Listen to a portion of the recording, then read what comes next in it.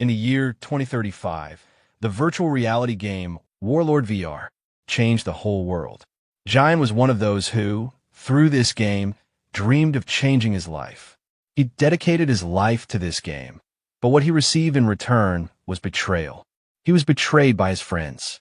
This betrayal took everything from him, but it also gave him something else, a chance to start everything again. He had the chance. From now on, he would not belong to anyone. He would not play with others, no matter what the result was.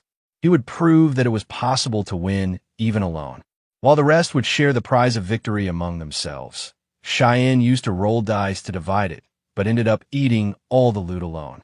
Starting from here, the story of Jaehyun's solo game life begins. The game starts inside the Valabri forest, which appeared peaceful from the outside and seemed brightly lit, but inside, in a certain portion, a wounded man was seen. He was clearly tired, and his breathing was fast. There was weariness and injuries marked on his face.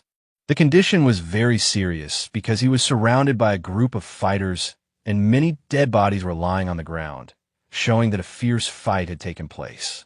The leader of the enemy group was tense, waiting for someone who had not yet arrived. One of his subordinates asked him what to do next. The boss, cold and strict, ordered in a harsh tone to kill the man immediately. Then a powerful fighter stepped forward and launched a fierce attack on the wounded man. At the critical moment, the injured man managed to save himself. He was terrified of what was going to happen next. Suddenly, a young boy rushed in, arriving exactly on time. Stepping between the attack, he saved the man from dying. With one strike, he threw the attacker away. The injured man's companions heaved a sigh of relief, and Jaehyun called the boy by his name, thanking him for his component placement, timely arrival, and rescue. The fighters on the enemy's side started shouting. Hargan was ready to attack. Jaehyun moved to suppress him, but Jaehyun proved far more powerful with his sword. With great speed and agility, he launched a swift counterattack and defeated them one by one. Because of this, the enemies fell to the ground completely while Chan stood tall. Smiling confidently, he said, "All of you attack me together. Even then, nothing will change. You guys will defeat me."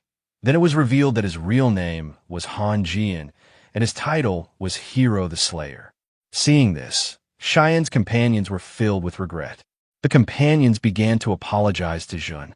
They admitted that they had dragged him into such a dangerous fight. They confessed that they had no hope, and while it was expected that the enemy might set a trap, Jun's apology was rejected. Jun, who had lost faith, assured them it wasn't their fault.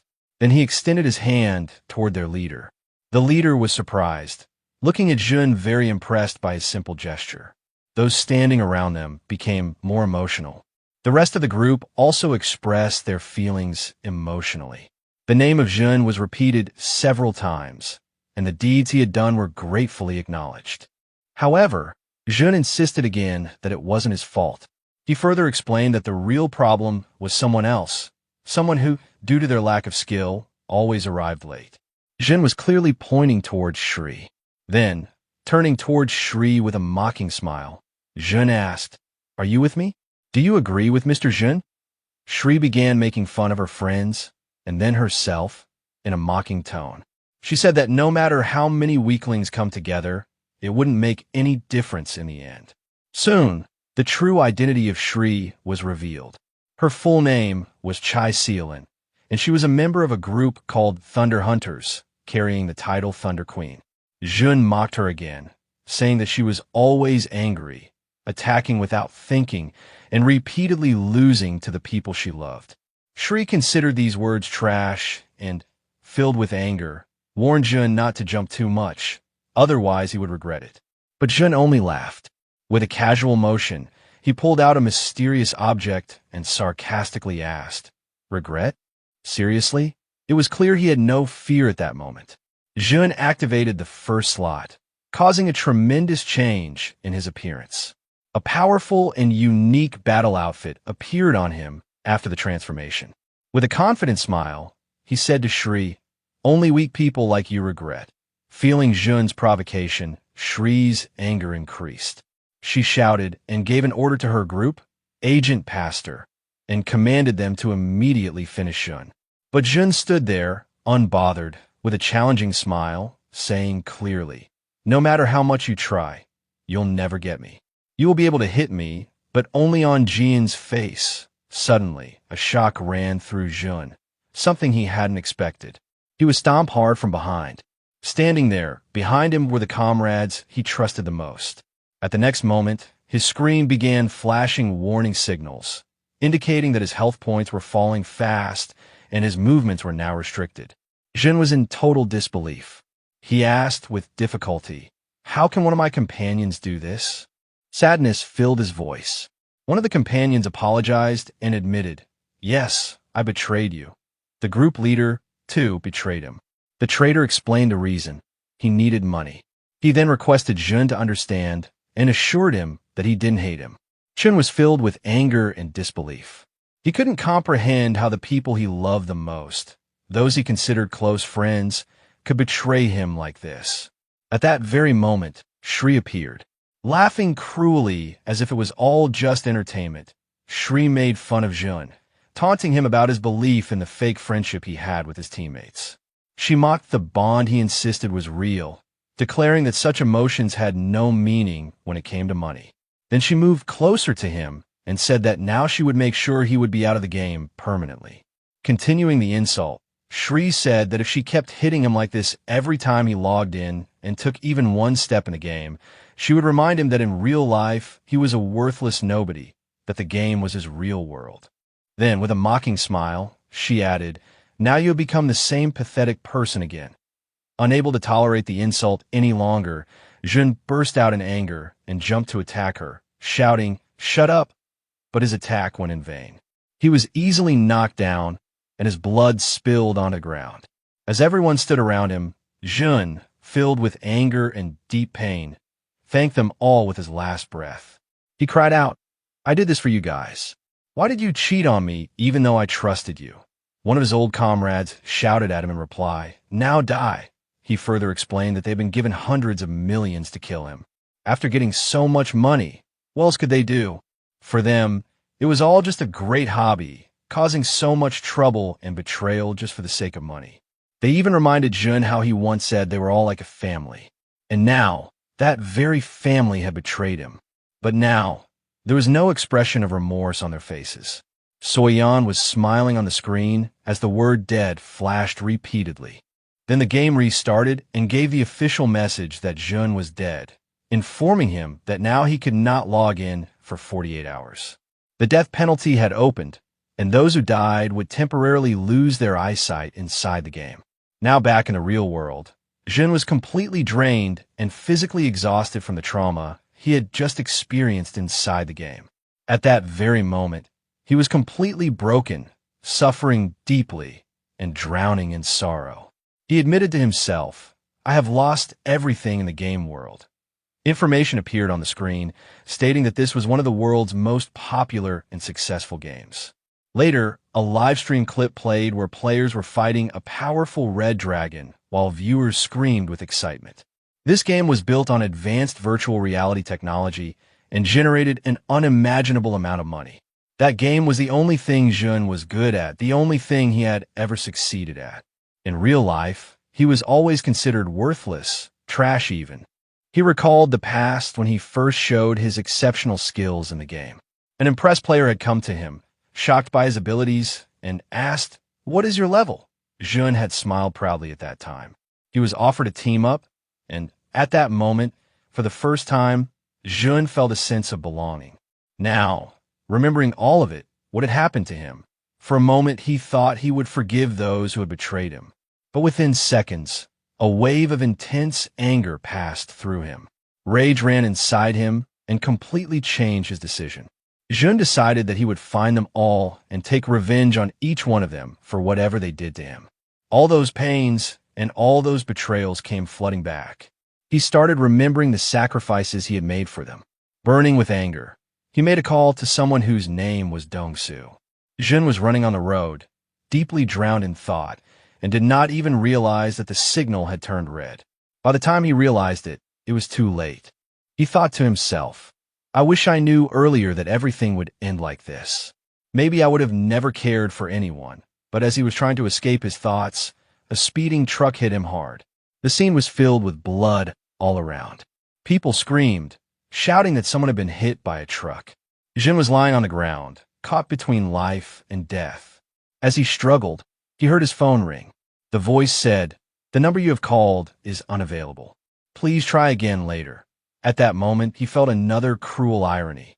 Of all the things that happened, the one that hit him was a garbage truck. With great difficulty, Jun thought, "I can't die yet." A painful memory flashed in his mind, the memory of his old friends yelling at him, telling him to die, mocking him. He remembered their faces when they betrayed him. With his last breath, he swore, "I will take revenge," that too ruthlessly.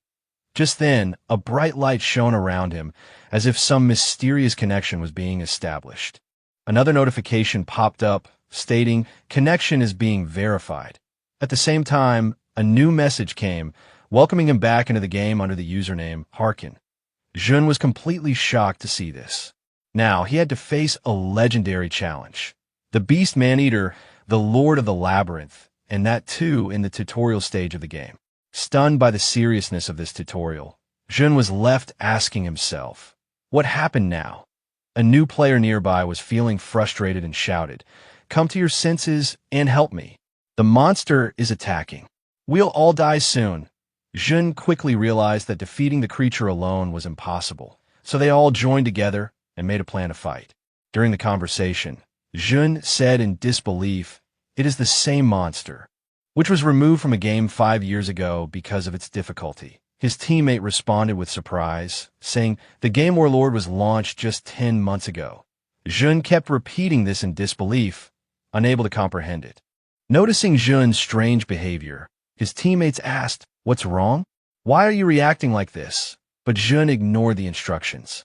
While the teammates said, "Focus, be ready, signal when we meet," Jun said nothing and silently started walking away from the group. This made everyone confused. Jun's teammates started shouting and asking where he was going, but he stayed silent and kept moving forward, which only increased their confusion even more. Then one of them shouted, "What are you doing? Have you gone crazy? The monster is standing right in front of you." Suddenly, the beast charged towards Jun at full speed.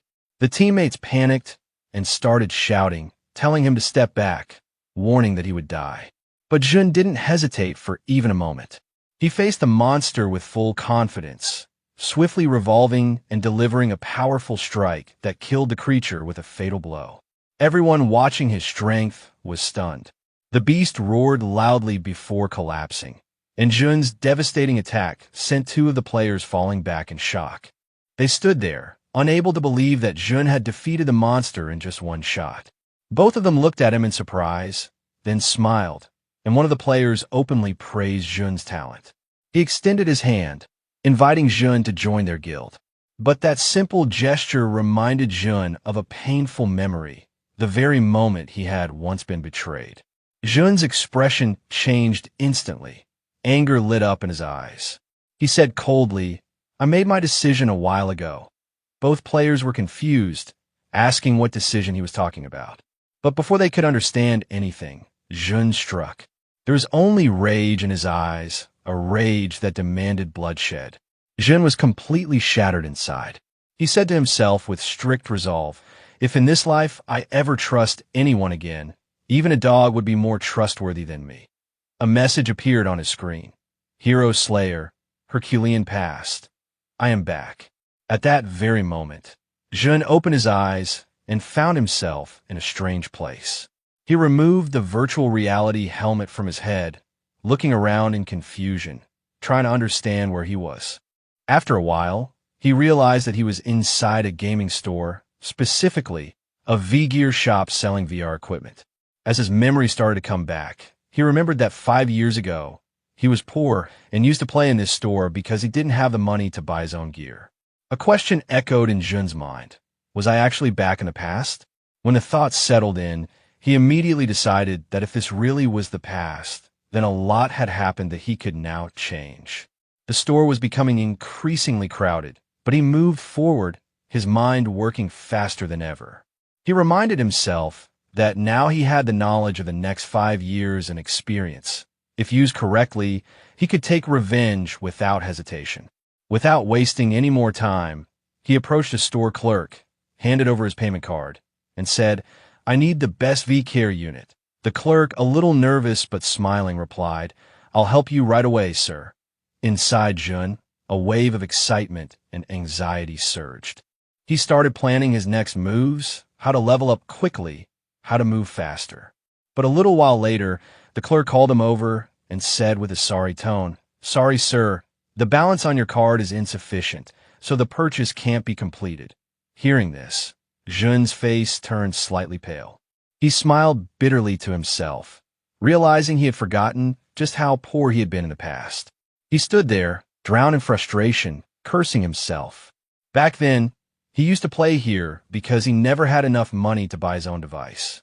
Now the pressure started building up inside him. He began thinking hard.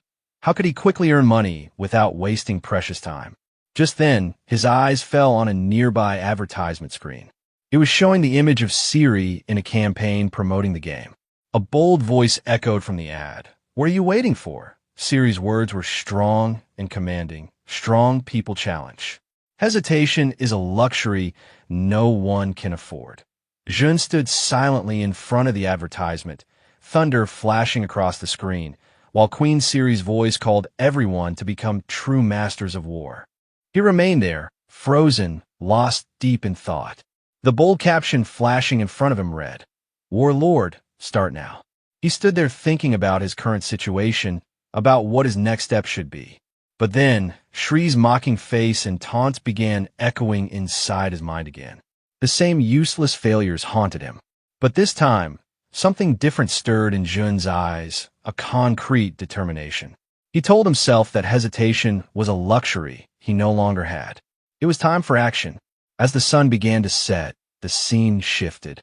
Jun was now inside his small and simple apartment. A new VWare gaming system had just been delivered and installed. The technician said, "Setup is complete," and quickly left. Jun simply gave a short, curt reply. He stood there, thinking, holding a card in his hand. This was the fastest way to earn money now, he told himself. The card was an advertisement for a quick and easy loan service with a small amount required to get started. A little while later, Jun was sitting opposite a man, asking for a loan of 10 million baht. The man casually replied, "Something big will happen, never mind." But then he changed his tone.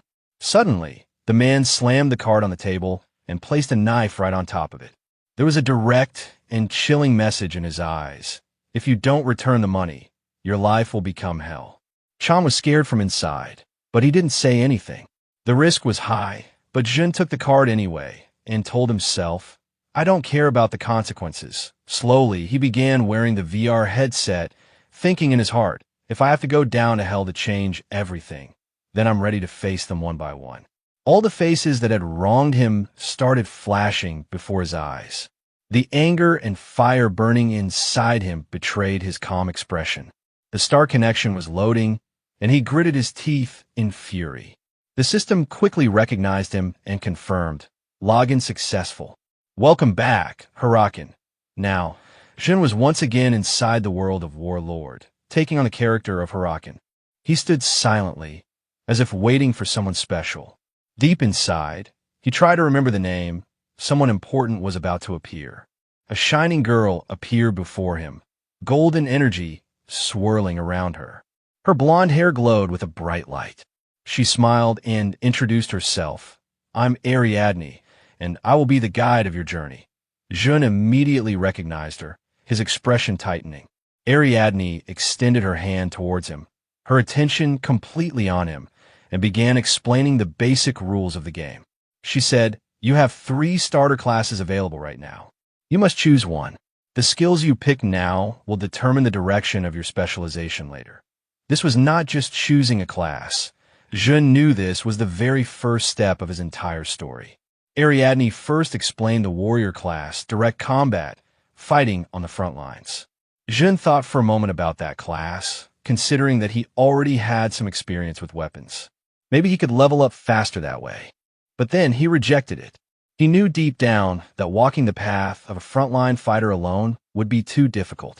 Next, Ariadne introduced the cleric class, a support role, healing and helping others. Jin didn't even waste a single moment thinking about it. He plainly said to Ariadne, "I have no intention of protecting or supporting anyone." Now, only one option was left. Ariadne smiled slightly and said, "Good luck. Enjoy your adventure." Then, she started activating his selection. Golden magical energy began to radiate from her hands.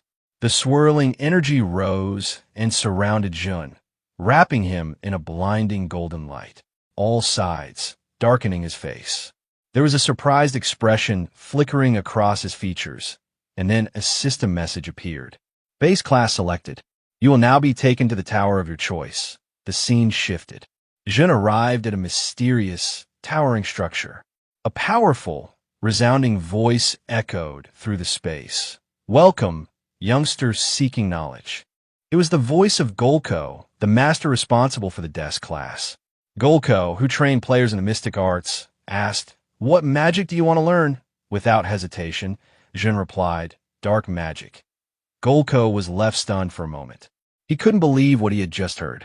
He asked softly, "What do you mean? Dark magic?" There were many forms of magic, but Jun stood firm. Again he answered, "I told you, I will only learn dark magic."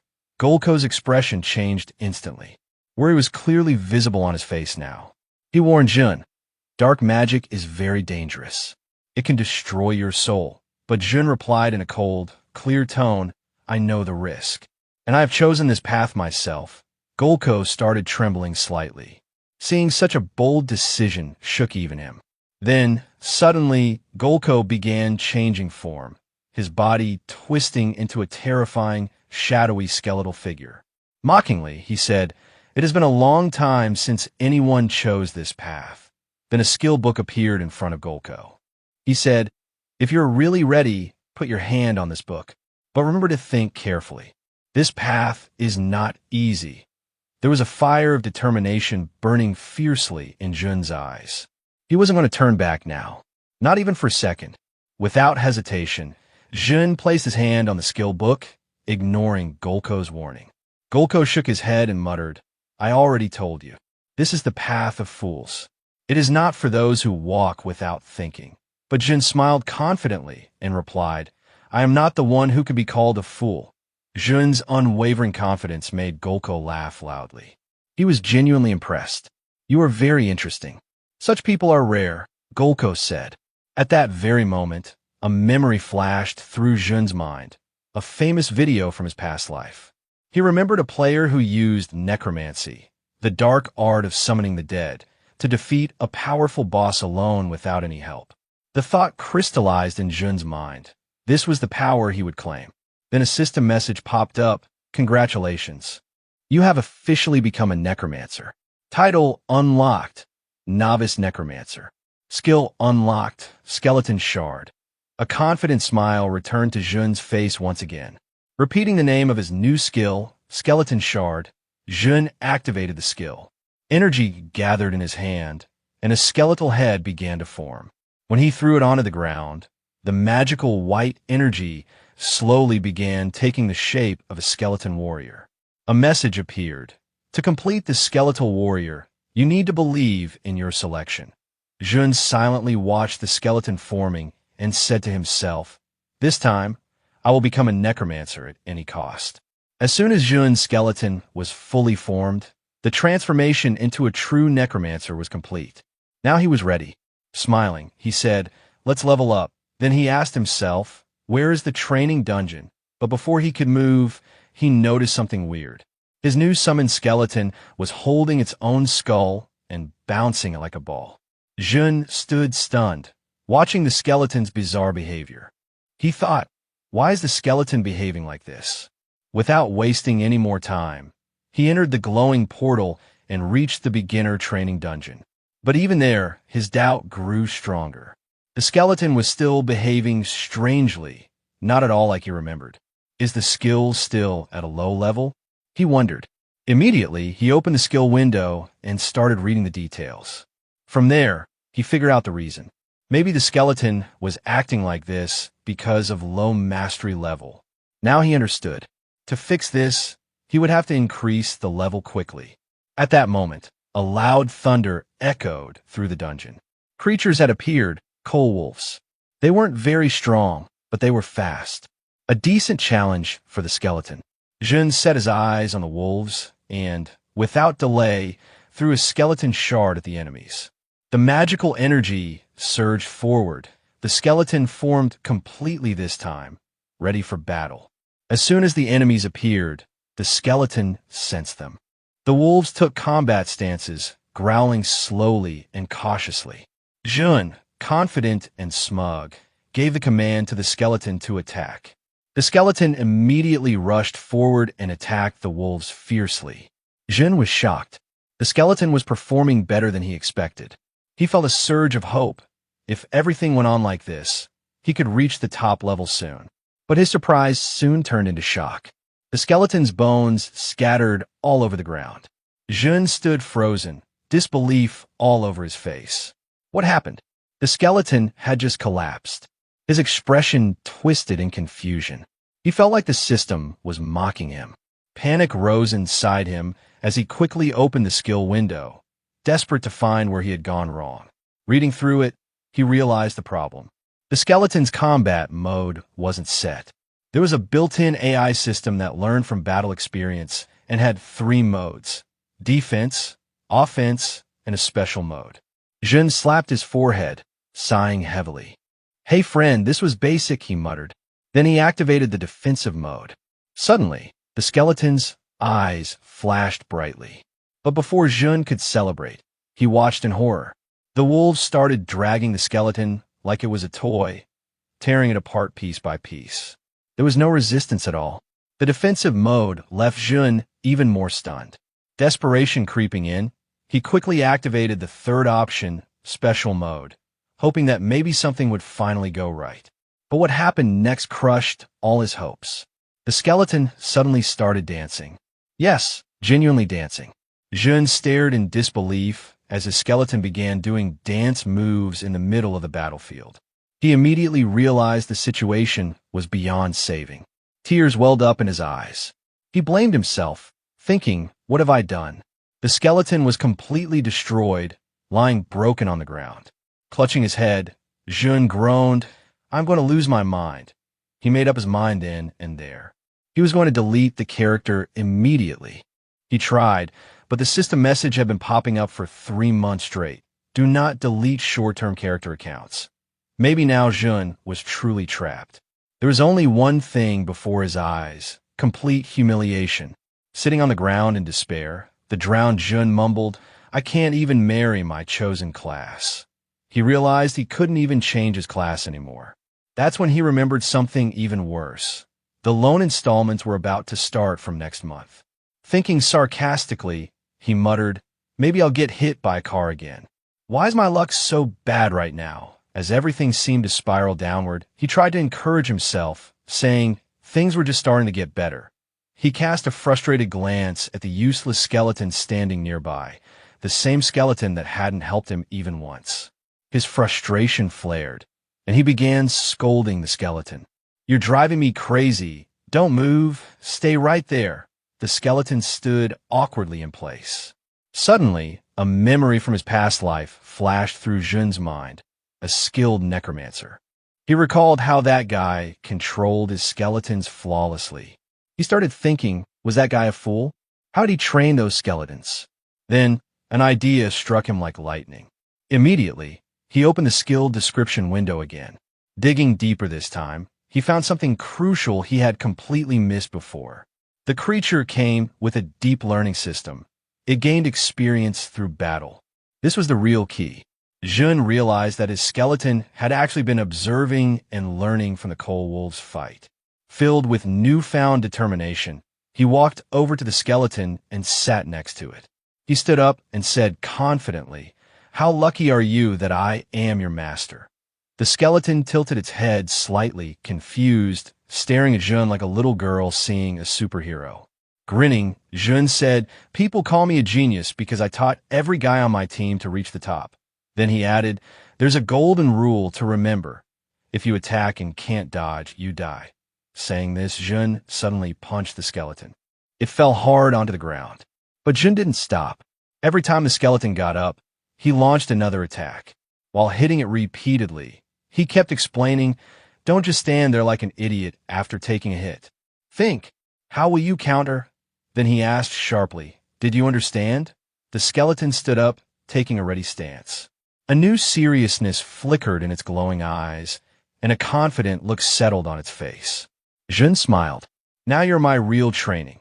After some time, coal wolves reappeared, ready to attack. This time, Jun stood aside and watched as the skeleton charged forward on its own. It immediately began applying what it had learned, dodging skillfully at the right moments, counterattacking with sharp strikes. The skeleton fought with impressive skill now, and Jun couldn't take his eyes off it. Suddenly, in the middle of fighting, the skeleton paused and turned to look at Jun with deep admiration in its glowing eyes. Jun stared back and scolded it mildly. "Don't look at me like that, idiot, fight properly." But then Jun smiled a little and said, "Your last move wasn't bad." Jun's skill, fragment of the skeleton, started to improve faster as he continued training and fighting alongside his skeleton. He kept pushing himself too. Then, a system message appeared, "Player level up." Seeing this, a different kind of satisfaction and happiness washed over him. After that, he headed towards a new player's village, Figus Castle, which was bustling with fresh players. While walking through the village, Jun began to think that this skeleton was truly a testament to the hard work he had put in. It was worth it. He felt that if he could get 2 or 3 more days of training, he could comfortably clear the training dungeon solo. But then, a real challenge crept into his mind. The first step was to reach level 10. Just then, a voice called out from behind. "Oi!" Jun turned around and saw a big man standing there with some of his followers. The man was shouting in anger. Apparently, Jun had bumped his shoulder without realizing it, and now the thug was furious that Jun hadn't apologized. Jun started thinking, "This looks like the third-rate red thugs, wasting my precious time." He seriously considered finishing them off right there when one of the men suddenly moved to attack. But before Jun could react, someone else intervened. A man wearing strange clothes casually stepped in and easily stopped the attacker's hand. With a smile, he said, "It's not right to kill such people, understand?" The big man growled angrily. "Who are you? Are you with him?" But the newcomer simply replied, "I'm not okay with this." Jun immediately recognized the man, Methador Shev, a very famous person from his past life, a powerful warrior. Jun confirmed it by glancing at the man's massive muscles and the signature odd number branded on his gear. This is what Jun took in so clearly that he remembered Methador was, in his past life, the first-class warrior and the most powerful player. He couldn't understand what such a legendary personality was doing at a place like this. Jun felt a bit confused and uneasy. On the other hand, Methador started mocking the attacker's behavior, imitating him in a sarcastic way. The attacker grew tired and started justifying himself, saying, "First he hit me, and if you didn't know that, then why are you getting involved?" Methador smiled coolly and said, "There's an old saying, an eye for an eye." But the next moment, Methador released a dangerous combat aura. Fear was clearly visible on the faces of the attackers. The big man froze completely, while Jun stood there carefully watching the whole scene unfold. Methador, still calm and sarcastic, said, "You punched me in the palm, so now I too have the right." Then suddenly one of the tired attackers screamed, "You're crazy." "This is Method Shev," he spoke in a fearful voice, trembling. "He's the leader of Red Bull's guild, the guild that's ranked top 30. This is the same Methador that people call the killer because he's absolutely crazy about fighting." The attacker was completely shocked, realizing that such a huge figure had gotten involved in such a minor incident. Methador slowly advanced toward him and, with an angry tone, said, "Now, your answer?" The attacker was so scared he couldn't speak. The next moment, he stood there trembling. Then suddenly his companions turned tail and fled, apologizing as they ran off without even looking back. Methador smiled and said, "It's just amazing how matters get resolved through talks." Then he turned to Jun with a friendly smile and asked, "Are you okay? Don't take such people seriously." But Jun just silently took a step back. Seeing Jun's reaction like this, Methador was a little shocked. Then Jun looked at him and said in a cold voice, "Now I need your help." Without saying anything more, Methador walked away lightly. He smiled and said, "This guy is so cold." Jun walked away by himself, feeling angry and frustrated because he was feeling so weak. His hands trembled before the might of Methador. He clearly admitted it to himself. "I was scared." But at that moment, he made a firm promise. "Next time I meet Methador, I'll meet him as a completely different person." There was a different sense of determination in his eyes now. There was a glow, and his face turned absolutely serious.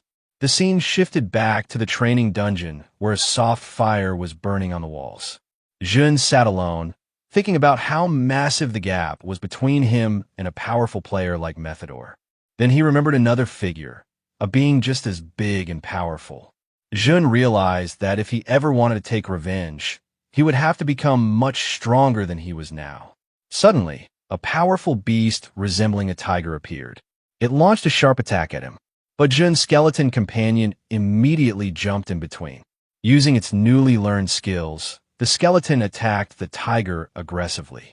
The tiger struggled a lot while fighting against the skeleton's relentless assault. It received heavy damage, and the battle ended shortly after. A system notification popped up, "Cold Tiger killed." This led to Jun leveling up. But even after this success, Jun wasn't happy. Reaching level 10 had taken him 3 whole days, more than he had expected. Although Skeleton looked proud and happy, Jun's disappointment was obvious. Skeleton tilted its head, unable to understand why Jun looked so upset. Then a new message appeared. "Congratulations. You have reached level 10. All monsters in the beginner's area have been cleared. The beginner's mark has been withdrawn. Rewards will now be distributed." Reading this, happiness finally spread across Jun's face. Then, a device appeared on his wrist. The War Watch was revealed.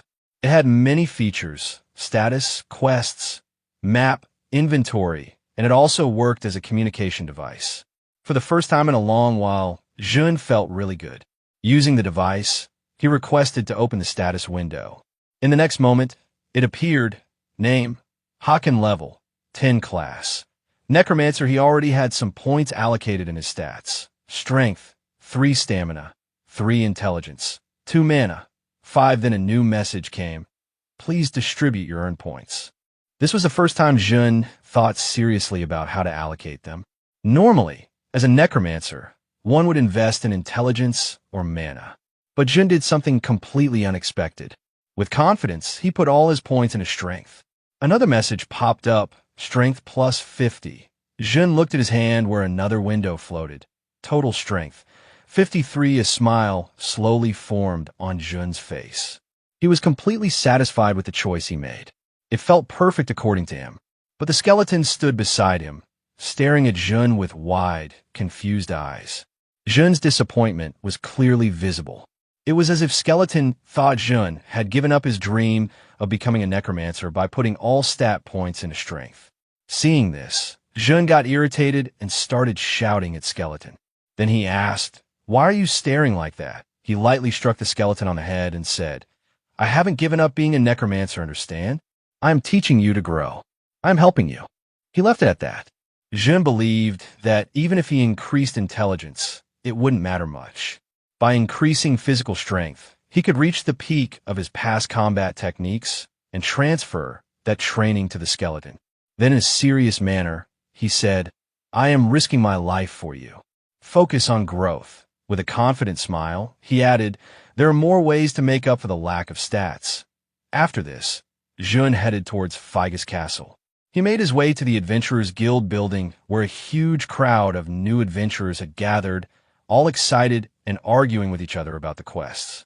Jun had to understand which quest he could take that was available for now.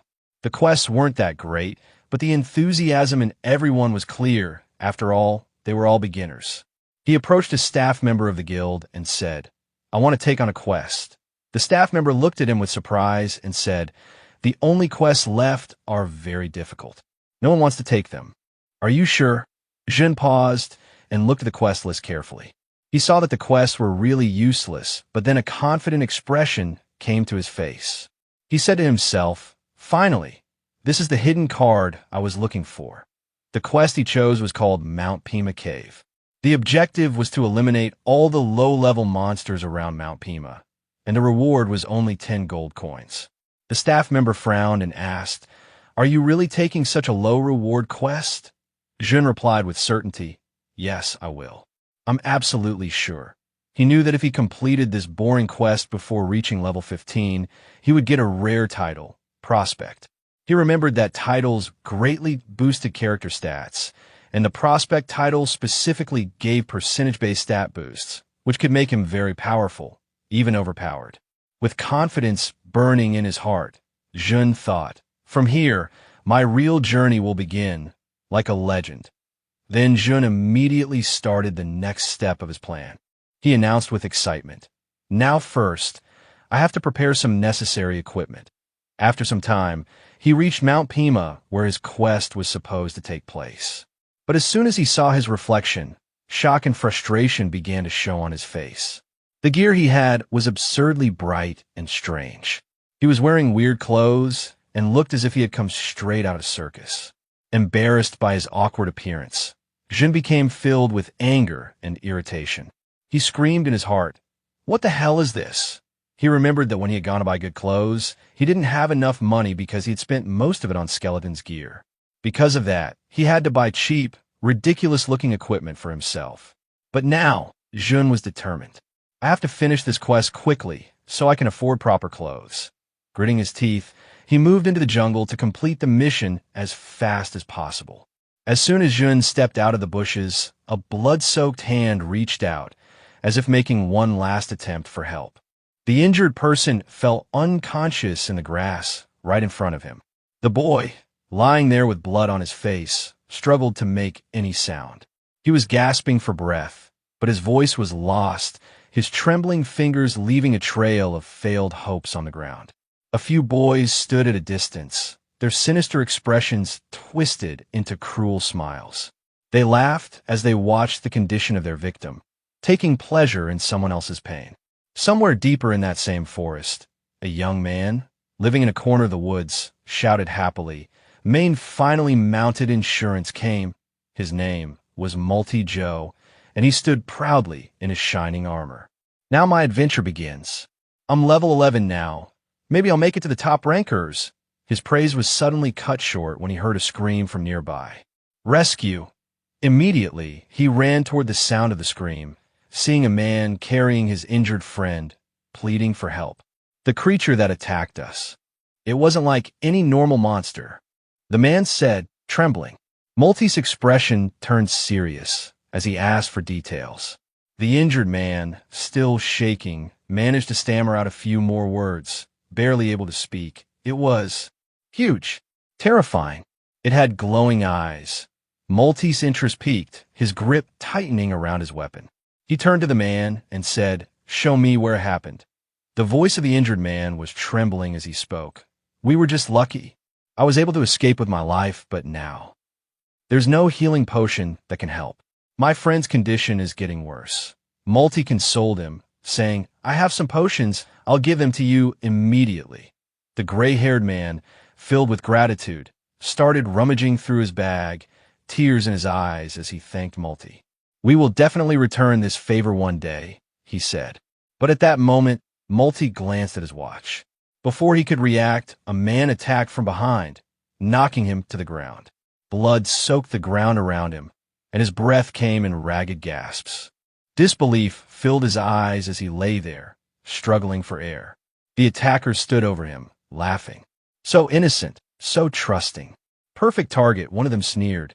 "Now, we'll make good use of everything you've got," another said. Their leader let out a cruel laugh.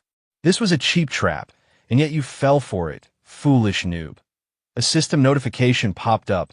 Player hit Multi, then another appeared. Players wore watch drops to the ground as loot. The gang gathered around, laughing at the watch.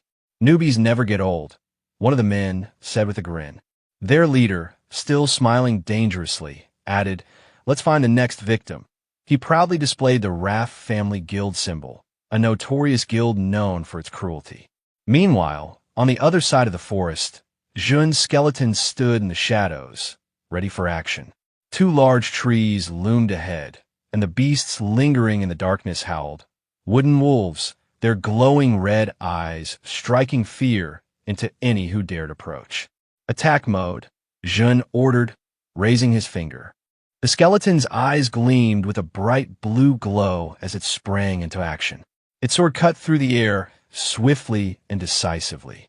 One wolf fell after another as the skeleton attacked with precision.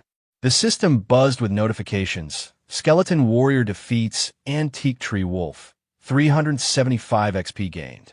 Jun gains 366 XP. A small smile spread across Jun's face as he thought to himself, I did a good thing. After gearing up his skeleton, Jun glanced at his own strange, brightly colored clothes and muttered to himself, no matter how weird I look, as long as the work gets done, it's fine. The skeleton, noticing its master's attire, grabbed its head in a funny way, as if embarrassed for Jun's condition. Jun glared at it and said, shut up and get ready. We'll level up quickly and clear this place. The skeleton obediently picked up its weapon and moved forward. But just as it was about to strike, a sudden, sharp sound pierced the air. An arrow shot at breakneck speed and hit the skeleton straight in the head, freezing in place. Jun was completely shocked and immediately became alert, scanning his surroundings for the source of the arrow. Soon, two men approached casually, offering an apology. Sorry, one said, we thought you guys were monsters. They moved closer, explaining the situation in a laid-back manner. Jun, keeping quiet, accepted their apology, but a slight tremor appeared on his face as he noticed something odd. One of the men wore a war watch on his wrist, hidden beneath his clothes. There was blood on the watch, and the weapon slung over his shoulder also had traces of blood. Jun's mind raced. Wow, how wonderful. These guys have nerve. He instantly understood they had come to trick him. Before the moment grew awkward, the narrator stepped in with a grin and said, let's help you level up. Consider it our apology. John looked uncertain. Okay, do you really want to help? He asked. The narrator simply nodded. This was, after all, how things worked in the jungle. Just then, the distant roar of wild animals echoed through the trees. One of the pair smiled and said, it's the perfect time to start leveling up. He turned to John and laid out the plan. They would weaken the monsters, and John would deliver the finishing blow to gain the experience points. John agreed, but his gaze lingered on them suspiciously. From behind, the two whispered to each other, as if quietly advancing some hidden agenda. Up ahead, the bulky warrior raised his weapon and asked, are you confirming then? They deliberately provoked the wooden wolves, which made the monsters angry. His fellow mage cast a spell that increased the wolves' attack power. Then he pushed a wolf toward John and started acting, oops, happened by mistake. John was surprised. The wolf ran straight at him. He immediately raised his hands to defend himself. Those two, standing far away, were ready for this. They looked forward to seeing John fall down screaming. But in the next moment, John and Skeleton used teamwork to rescue the situation. John knocked the wolf out in just a few seconds. As soon as he won, he stared at Skeleton. He asked, why did it take so long to react? John and Skeleton felt a little embarrassed. Skeleton took a pose, as if he too had realized that his reaction time needed to be improved. John gave him a confident smile. He gave a thumbs up to the others and said, let's go. Continue your experiment. They were both shocked to see such power. They didn't expect that. Now, all three of them gradually started to have questions in their minds. Let's see what level this guy actually is. Is he really a beginner? They came up with a new plan. This time, many of them would send a big wave of monsters together so that he couldn't handle it. John got busy fighting monsters. The warrior used stealth to attack from behind. He seized the opportunity and swung his heavy hammer in the air. He lifted himself up and screamed, This time someone won't make a mistake. He hit the hammer with all his might. He was sure this attack would fall directly on John. But in the next moment, John dodged the attack with perfect timing. The man was astonished, his eyes wide, his attack had missed. In front of him, John countered with lightning speed. The sword twisted from beneath his massive body and ripped open his chest. Blood oozed out, and he stumbled. At that moment, Skeleton attacked from the other side and surrounded him completely. The two thieves were shocked to see all of this. One of them screamed, "What are you seeing?" Meanwhile, John, without wasting a moment, gave the command to Skeleton, "Attack." Skeleton's eyes started glowing with blue light.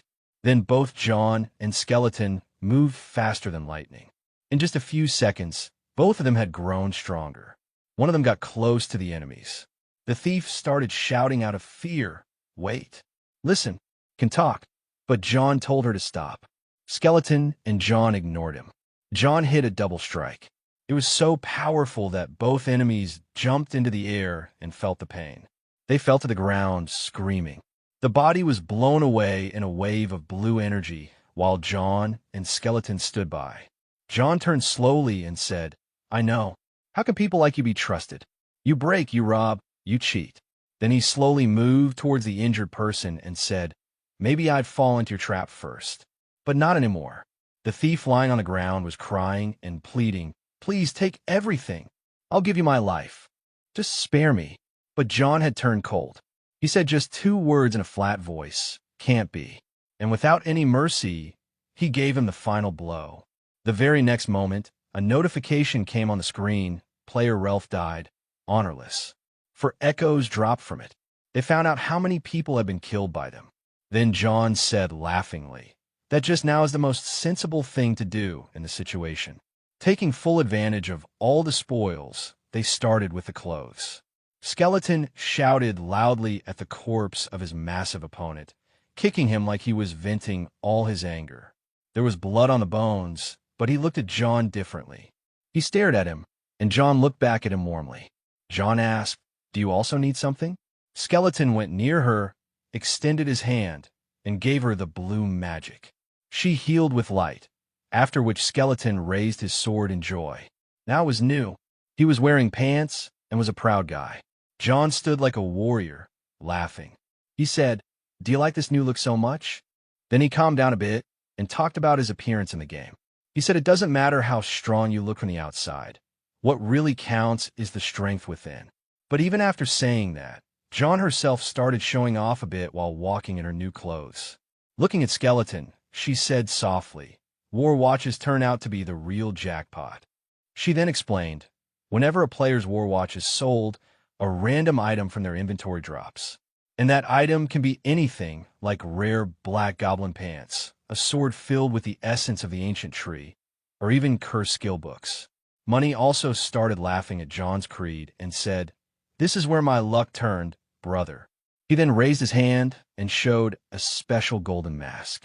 Smiling with pride, he said happily, "I expected this. I've completed the craft ahead of time." Then, with determination, he added, "Now I'm going to start recording my gameplay. For that, a solid identity has to be created." He admitted that in order to proceed to the next stage, it was very important to create a unique and different identity. At that very moment, old memories returned to his eyes, memories from when he sat in front of a guild member, excitedly sharing his unique idea. John had proposed, "If our whole guild wears the same mask, then we'll spread throughout the server like wildfire." After some thought, the guy nodded in agreement. John happily announced, "Our new guild will be called Haha Mask." Then he took off the mask he had been holding. He looked at it and thought to himself, he had once dreamed of creating a completely different identity. In the end, this seemed like the right path. John raised the mask into the air. It shimmered with blue magical energy. But then, anger flickered across his face. He thought, now no one cares about my hard work or my items. Yet no anger could steal the glow from his face. He said softly, "Now I will wear this mask and prove the value of every decision I make. I will prove my worth." Then he put on the mask. He looked at Skeleton and said, "Let's go now. Let's go." There was a seriousness in his eyes now.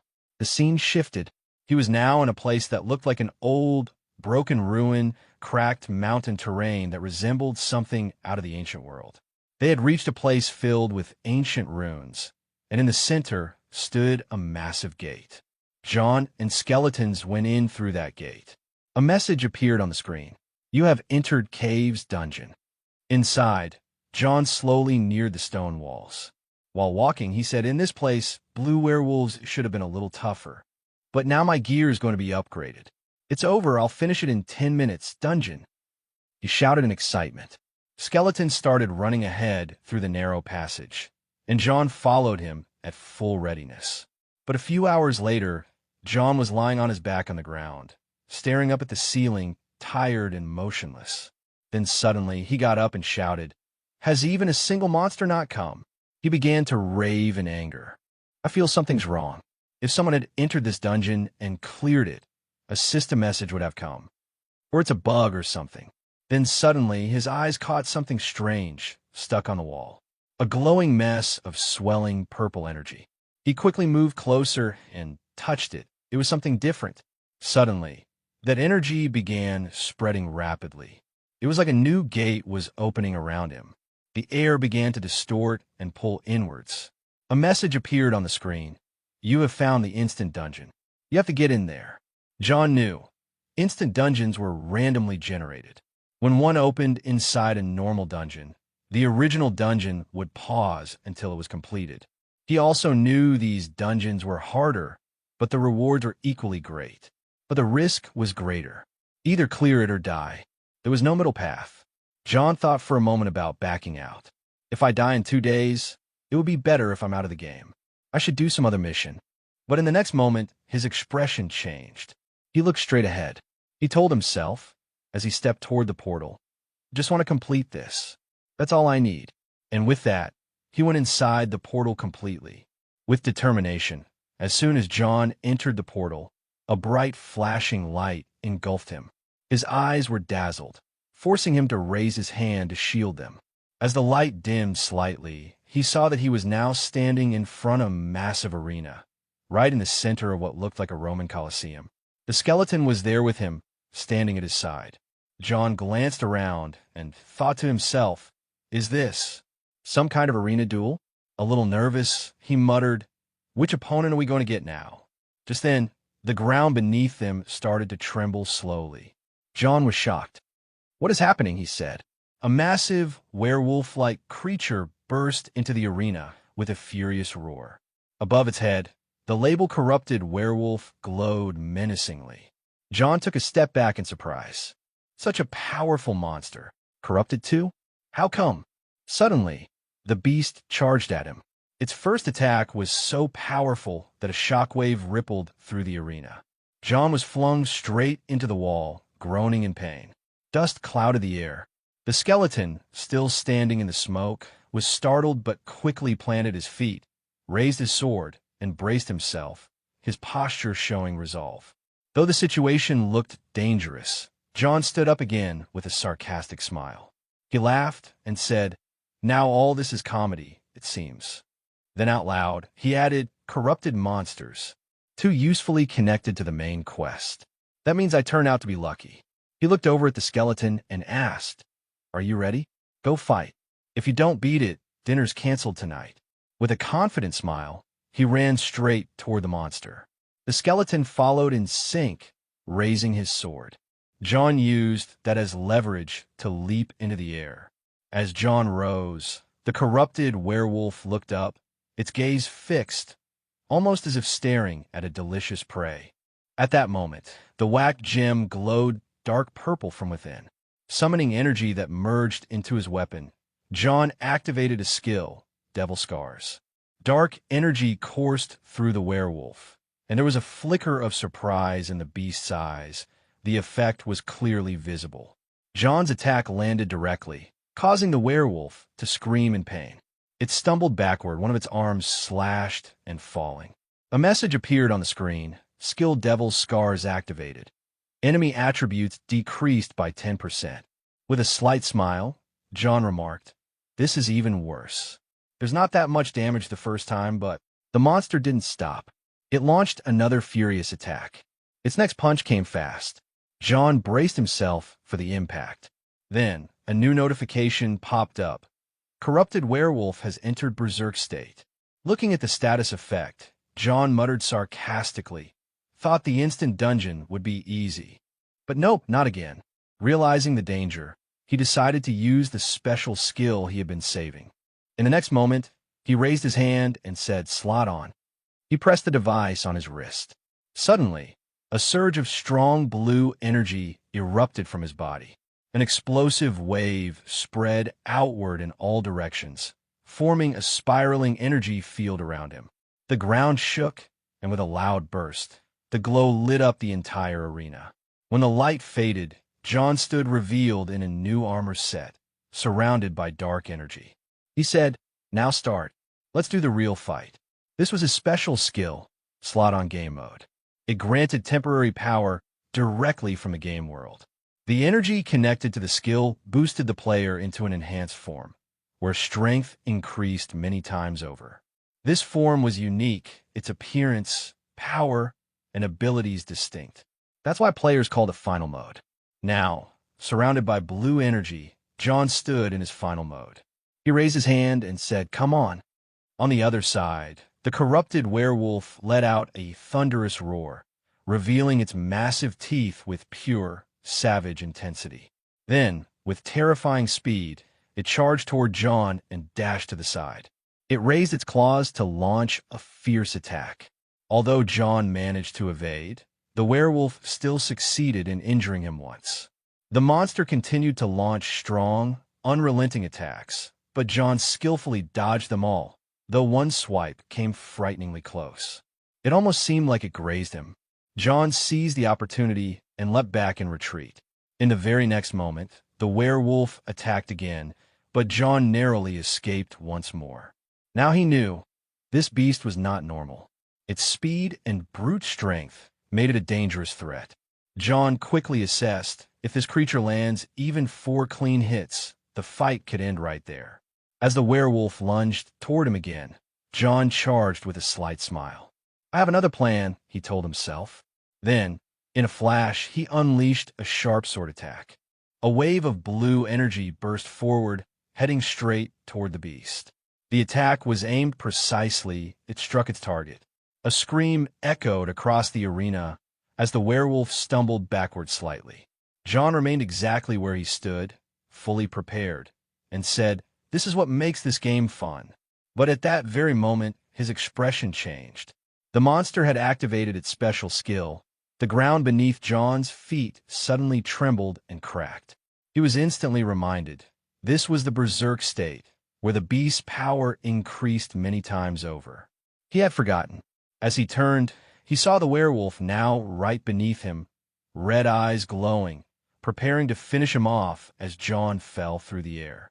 But John smirked and taunted, "Hey, you've forgotten something too." In that moment, the skeleton appeared between them, fearless, sword raised high. With a powerful strike, the skeleton landed a clean hit on the beast, chopping off another arm, and once again, passed the momentum back to John. The skeleton had created an opening. "You called it out. Let's move like we trained," John shouted. The werewolf watched, stunned, as both John and the skeleton charged toward it at super speed. Before it could react, the duo launched a coordinated attack. The power of their double strike was overwhelming. The werewolf's body began to burst from the inside, breaking down slowly into small, crumbling pieces, offering no resistance. In the very next moment, a message appeared on the screen. "Corrupted werewolf has been defeated." Soon after, another message followed. "Slot on has been deactivated by John." Victorious, John gave a slight smile and said, the result wasn't complete. Then, another quest card appeared, its mission now marked complete. The reward, 10 gold coins. Immediately after the battle, more system notifications began appearing in front of John. One of them read, "Skeleton has defeated a powerful monster. Skill has now ranked up T." Along with that came a tally of total earnings, 20,865 gold coins, and an inventory list showing the loot obtained. Reading this, John looked over and found the skull and belled among the items, then laughed happily. These are the rewards? This is amazing, he said cheerfully. Suddenly, another system message popped up on his screen. He had obtained a rare necklace, the Corrupted Tracker necklace, a unique Chronicle-type item. John immediately checked the stats. It gave him a boost of 18 points across various classifications. He stood there stunned. Even among high-rank items, this one stood out. High-rank items are non-tradable, though. But this is better than standard unique items, he said to himself. This is indeed a rare piece. Then his eyes fell on the name again, Corrupted Tracker. His expression shifted. Memories of his earlier suspicions about the main quest began resurfacing in his mind. At that moment, 3 glowing windows appeared in front of him, each showing a new title just added to his account.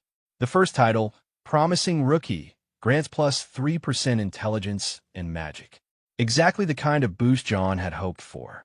The second title, Challenger of Heroes, increases endurance by 3 points. It was well-deserved, considering he had solo cleared an instant dungeon.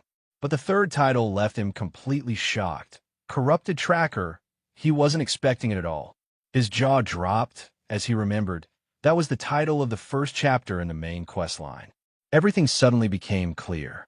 All the clues, all the corruption, now it meant something. The main quest line, Warlord's Discount, it formed the backbone of the game world.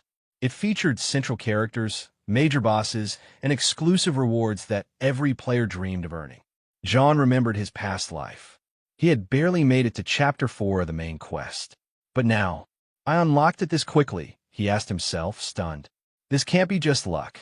Then, with disbelief and joy mixing in his voice, John shouted, I hit the jackpot.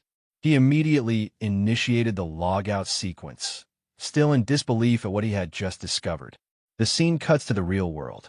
The news had already begun to spread. Guild Hydra had officially entered the last chapter of the corruption quest. They had 3 months to complete it. We see a player sitting quietly in front of his screen, a cup in his hand, a deep, contemplative frown on his face. Then he scoffs and mutters, half tauntingly, It's a real jackpot, huh? Anger flashed across his face. Disappointment was clear. In frustration, he slammed his forehead onto the table. Someone's already triggered the final chapter of that quest, he muttered. And now, if I step in and do anything to try to claim it, I might not even survive. He sat still in silence for a moment, then said to himself, maybe I should stop here and just prepare for the next chapter when it opens. But after a pause, a spark of realization lit up his face. Wait, this could be it. My chance. He realized something critical. At this very moment, the attention of the entire server was focused on the Count Corruption quest. This quest was about to become the first major milestone of the entire game. And now, it was nearing its conclusion. As he leaned back, a spark of excitement flickered in John's mind. If I can release a video about this quest right now, it'll go viral for sure, he thought. This wasn't just a personal victory, it was a golden marketing opportunity. I mean, imagine the views. I'll be a legend overnight. In his mind, he pictured himself sitting like a king on a throne, surrounded by wealth, glory, and internet fame. He laughed to himself. This is a blessing. He immediately began recording all his gameplay footage, already thinking ahead to the edit. But he knew one thing clearly. Editing is the most important part. You can't hand this over to just anyone. This video needed impact, style, and a professional touch. So he decided he'd contact the one person who, in his past life, had been called the god of editing. This is the right person, John said to himself. The scene cuts to a small room, where a pink-haired girl wearing glasses slurps noodles, eyes glued to her phone screen. Her name was Romani. A notification blinked on her phone. Dungeon clear video, edit request. Harkin Romani scoffed, pushing up her glasses. A newbie, she said sarcastically. She tapped on the file. Probably some spoiled rich kid trying to show off on the internet. But the moment the video began playing, her entire expression changed. She jumped up from her chair, eyes wide. It was like she'd just seen something important. Romani leaned in closer to the screen. Her eyes sharpened with intense focus. She whispered to herself, "I found it." Ramani, widely known online as Hellmouth, was a legendary freelance video editor. Now, holding her phone tight, she grinned with a fire in her eyes. This is my inspiration," she muttered. Elsewhere, high above the city skyline, a woman stood in her luxurious apartment, gazing calmly out the window. She held a sleek tablet in her hands. Her expression was cool and unreadable. Just then, an employee rushed into the room. "Director," he said breathlessly. "You call?"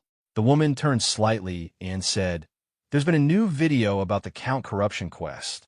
The employee handed over a report. "It's different from the others," he said. "A level 15 player defeated the corrupted werewolf. Solo." The director raised her eyebrows in mild surprise. "This has never happened before," the employee added. He continued, "I've already had the team verify the footage. It's all real. The player's level checks out."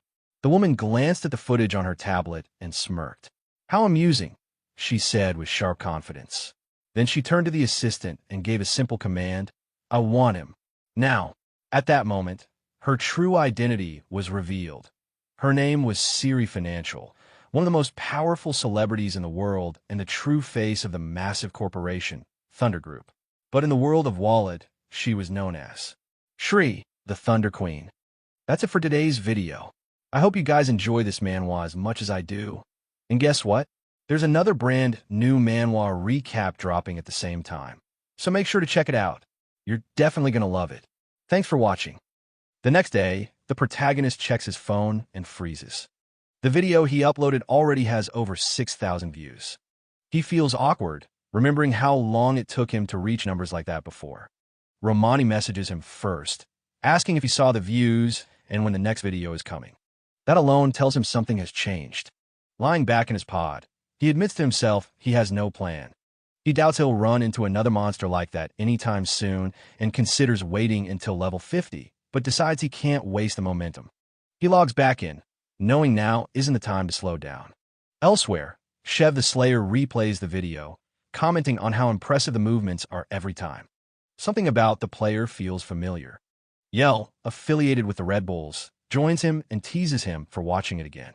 Shev points out the mass player and talks about how natural his movements are, especially how he trained his summon. Yell snaps at him to focus, reminding him they're going live soon. She tells him over 200,000 people bought tickets to watch him. As the stream begins, Shev and his guild enter a dungeon, smiling as he calls everyone to prepare. Back at the Raiders Association in Castle Figus, Herkin slams the table in frustration over the lack of missions. He considers taking a break when the old mission man approaches, recognizing him as the one who cleared Mount Bama Cave. The man introduces himself as Hotan and asks to speak privately. He claims to have heard about the mutant encountered in the cave. Herkin is confused, recalling only a strange werewolf. Hotan explains that monsters exposed to corrupted power are becoming unstable, and a bounty has been issued. Before Hotan can finish, Herkin grabs his arm and says he wants in. He assumes it's a hidden quest and doesn't hesitate. Hotan tries to caution him, saying it's too early, but Herkin insists. Relenting, Hotan tells him to seek someone named Ahimri east of Castle Figus and offers a letter of recommendation. A new quest is created, Himri's Teachings, with a skill book as the reward. Leaving the association, Herkin shouts in excitement. He starts wondering if this is really happening and whether he actually received a quest to become a Him student. He knows him is one of the 7 disciples of the Grand Mage Boon, an NPC every mage wants to meet because of the rare skill books he provides. Realizing how valuable this opportunity is, he runs off in high spirits, assuming it came from the Rising Star title combined with the corrupted count progression. If things go well, he won't need to worry about video material for a long time. He stops suddenly, remembering something he still needs to do. Entering a forest, he uses Bone Fragment to summon Little Bone. Once it appears, he checks the rewards from the last battle, starting with the werewolf skull he kept. The system asks if he wants to use it to enhance the skeleton warrior, and he agrees. The skeleton gains werewolf traits and additional toughness. He then equips the corrupted tracker necklace, and the system applies its effects, boosting all his stats and class-related attributes.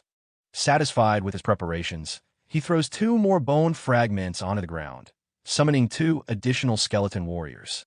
Little Bone looks confused as Herkin explains they'll now fight as a unit and need to get along. As they move on, Little Bone bristles at no longer being the only one. Before long, they encounter a level 25 forest bear. Herkin dodges its attacks until it charges, and he snaps his fingers, ordering a summon to take aggro. The skeleton leaps in, but is smashed aside, bones shattered. Irritated, Herkin criticizes the obvious approach and orders it to attack from the blind spot. The second attempt ends the same way. He snaps, pointing out the mistake, while the third skeleton steps forward and strikes a ridiculous pose, briefly amusing him. It attacks next, only to be swatted aside, its head knocked off. After defeating the bear himself, Herkin questions whether his summons have any sense at all.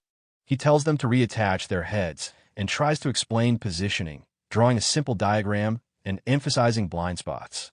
Their blank reactions only frustrate him further, and he gives up on the explanation. Even so, he notes that his skill rank has increased and that he can now summon 3 skeletons thanks to the necklace. The problem is coordination.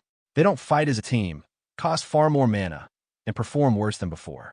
Reaching level 20 was his goal, but this makes combat footage unlikely for a while.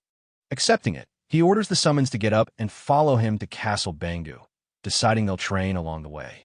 He had planned to let his summons handle the fighting, but it's clear he'll stay on the front line. He concludes that he's in real trouble. Later, he returns to the Raiders Association in Castle Bangu. The place is packed, and when a player exits a room, the crowd swarms, eager to learn what quest was taken. Herkin slips inside, comparing them to scavengers who rely on others instead of their own effort. A bald man asks if he has a good quest and suggests teaming up. Herkin brushes him off and heads upstairs, reminding himself that no one can find out he's on a him quest. At the top of the stairs, he hands over Hotan's letter of recommendation. The staff member checks it, confirms the details, and politely directs him to the second floor. Behind him, players crowd in, claiming they're at a party with him, but he ignores them. As he walks, he wonders what kind of reward a Himri might give, assuming a hidden quest would offer something worthwhile, and thinking this could be the start of a long-term connection. Inside the room, he asks to enter and is met with a chaotic sight, books piled everywhere. A man buried in the mess asks who he is, noting that no meeting was scheduled. This is a Himri. Herkin introduces himself and hands over the letter. A Himri reads it, remarks that he seems to be a novice dark mage, and assumes he must be unusually capable for his level. Herkin brushes it off as luck. A Himri moves straight to the reward, handing over skill books. Herkin receives bone armor and Helm of Madness, and thanks him for the rare items. A Himri says that concludes their business and tells him to be careful on the way back. The system announces the quest completion. Herkin finds it strange and asks him to wait, questioning why it ended so quickly. He insists he didn't come all this way just for a couple of skills, and says he'll do anything for another chance. A Himri takes his hand and asks if he truly means it. When Herkin agrees, a Himri gives him a new quest, Nest's Egg, with the simple objective of retrieving an egg and no listed reward. Herkin is left stunned, feeling tricked.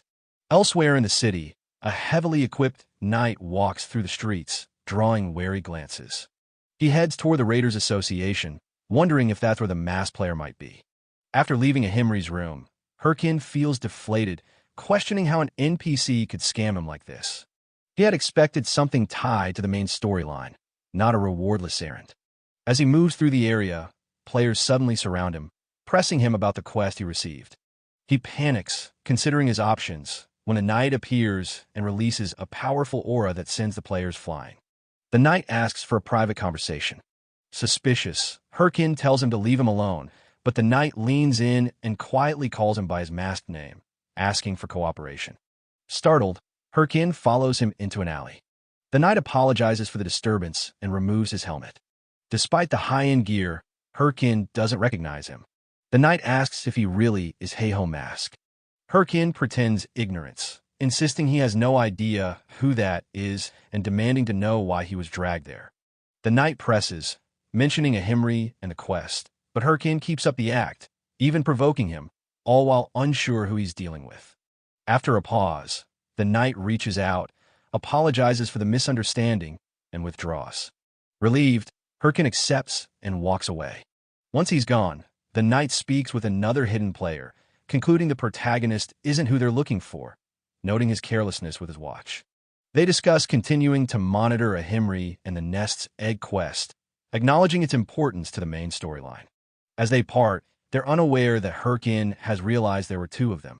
He concludes they're part of something larger and far from ordinary, even as he wonders who they really are. The next day, Herkin is still unsettled, convinced there's more to the Nest's egg quest. He reasons that those players must have already seen his video and known Heiho Mask would receive a Himri quest, which is why they let him go so easily. It seems they don't care who Heiho Mask really is. That leaves him stuck, unsure whether continuing the quest will draw them back again, and aware that avoiding it would stall his videos. He wonders why these people keep interfering with his life, especially when dealing with Solon alone is already enough. Meanwhile, Solon logs out of the game. Her secretary, Park Suji, praises her performance and asks about the guild entrance exam. Solon dismisses the candidates as useless and asks for updates on the Home Mask. Suji hesitates, mentioning he might have joined another guild, which enrages Solon. Suji quickly backtracks and promises to investigate further. Solon orders her not to return without answers. As she changes clothes, she asks about the chairman, then notes that his silence means Warlord is doing well. She mentions how he tried to force a marriage after learning she played the game, then instructs Suji to gather new candidates by the next morning. Suji is left thinking her boss has a terrible personality. Later, in a dungeon, Herkin surveys the lizard swamp, recalling it faintly.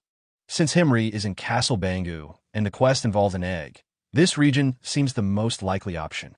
Calling a summon, he notes the monsters here are high-level and decides to test the Helm of Madness. After activating it, his summon transforms, eyes burning with violent energy and releasing a powerful aura that excites him. Wanting to test it, he orders the summon to attack him, forgetting the warning about loss of sanity. The summon charges with bloodlust, but Herkin punches it away and scolds it, then checks the skill again, finding no issue. A level 30 lizard man emerges from a swamp. Herkin turns calmly, activates the skill again, and the system confirms the Helm of Madness is boosting the summon's attributes. He also uses bone armor, equipping a chest plate. With the summons prepared, he orders them to attack. The lizard men are forced on the defensive, and one summon strikes from behind with a decisive blow. The system announces the defeat of 3 lizard men, significant experience gained, and 2 level-ups. Herkin laughs in excitement and decides that for the next week, they'll hunt monsters while searching for the egg, moving on if needed. From a distance, a woman watches. Confident in her looks and used to things coming easily, she considers how to introduce herself, then slips in the mud and falls into a puddle. Furious, she curses the place, recalling how one of her followers brought her there to help her level, only to die and leave her stranded. Watching from a distance, she knows the monsters in the area are strong and the terrain is rough. As she studies the protagonist more closely, an idea forms. Maybe she's found herself a new slave. She makes a noise on purpose, stumbles into view, and collapses, calling for help. She claims she hurt her legs while escaping monsters, putting on a pitiful expression, certain the fool in front of her will rush to help. Herkin doesn't even stop. He turns away and keeps walking. She's left stunned, shouting after him in disbelief. To him, it's just another lunatic. Furious at being ignored, she watches him continue on, clearing monsters effortlessly with his summons. After a while, he notices she's still following him. He realizes he's been ignoring her to avoid wasting time, but she refuses to leave. Remembering the players who tried to deceive him before, his irritation builds. If they're in the game, they should play properly. He decides to deal with it. He turns around and asks what she wants. She approaches and says she dropped her sword in the swamp while hunting, asking for help finding it. He agrees, but makes it clear that once the sword is found, she's to disappear. She thanks him repeatedly, convinced she's fooled another idiot. They search the area and eventually locate the sword. She thanks him again, but he reminds her of her promise. He orders his summons to retrieve it. While laughing and thanking him, she takes advantage of his distraction and attacks. Herkin reacts instantly, telling her she's slow. He grabs her clothes and throws her high into the air, sending her crashing into the swamp. She emerges screaming curses, threatening that her bodyguards will hunt him down. He laughs and tells her to look behind her. She turns and finds herself surrounded by lizard men. As she struggles, Herkin tells her she has a long way to go before she can fool him and that he saw through her from the start. He turns away, saying she's already wasted enough of his time, and calls his summons to leave. He stops when he sees them copying the woman's flirtatious behavior. Furious, he orders them to stop learning nonsense or he'll erase them. A system message appears, announcing that player Ilya has been eliminated. He's surprised to receive points despite not killing her directly. Remembering her threat about bodyguards, he assumes they never existed. Somewhere else, a group watches the footage in silence, furious. Later in the swamp, an injured player is pinned by a sword. The man curses Herkin, calling him an enemy of Lady Ilya. Herkin asks why he's going this far for her, wondering if he thinks avenging her will earn him anything. The player suddenly laughs, shouting that it's because he loves her. Herkin kills him without hesitation, finding the whole thing absurd. Thinking back on Ilya, he realizes her threat wasn't entirely empty, but that only means shameless people keep coming after him. With no missions available, the situation almost excites him. He briefly considers hunting her down again, then decides it would only cause more trouble. The system notifies him of new loot, another unowned watch, 5,000 gold coins, goblin leather boots, and a rare promise necklace. Realizing how valuable it might be, he laughs and thanks the idiots, thinking that tonight, at least, he'll finally eat well. A man suddenly shouts that the protagonist is right there. Herkin turns and finds himself facing several warriors. Realizing how many there are, he starts running, wondering how so many people could be obsessed with that woman. After a short distance, he stops and summons his minions. One of the pursuers recognizes the skeletons and lets his friend handle them. The man uses a strange skill and cuts through the summons with ease. A system notice confirms a skeleton's destruction, and Herkin realizes their higher level. Outnumbered, he boosts his speed and escapes, swearing to deal with them later. After running for a while, he slows down and senses something off. The surroundings feel different, darker than the rest of the swamp. He realizes he's never seen this area before and suspects he's found what he's been looking for. Behind him, the pursuers search frantically. They spot what looks like skeletons ahead, only to find them dancing on something strange. As one of them charges in anger, a massive creature rises from the swamp and devours him. The others freeze in terror. It's a level 40 lizard dragon, the swamp's boss. Herkin watches from hiding and realizes this must be the nest tied to his quest. Normally, the boss shouldn't be here, but a related quest can force it to respawn. That means this place really is part of Himri's task.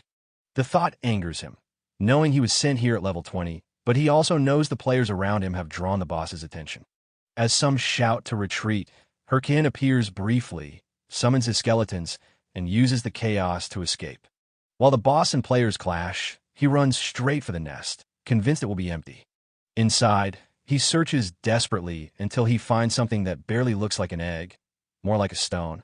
A system notice warns another skeleton has fallen. Realizing the boss is returning, he grabs the object and flees.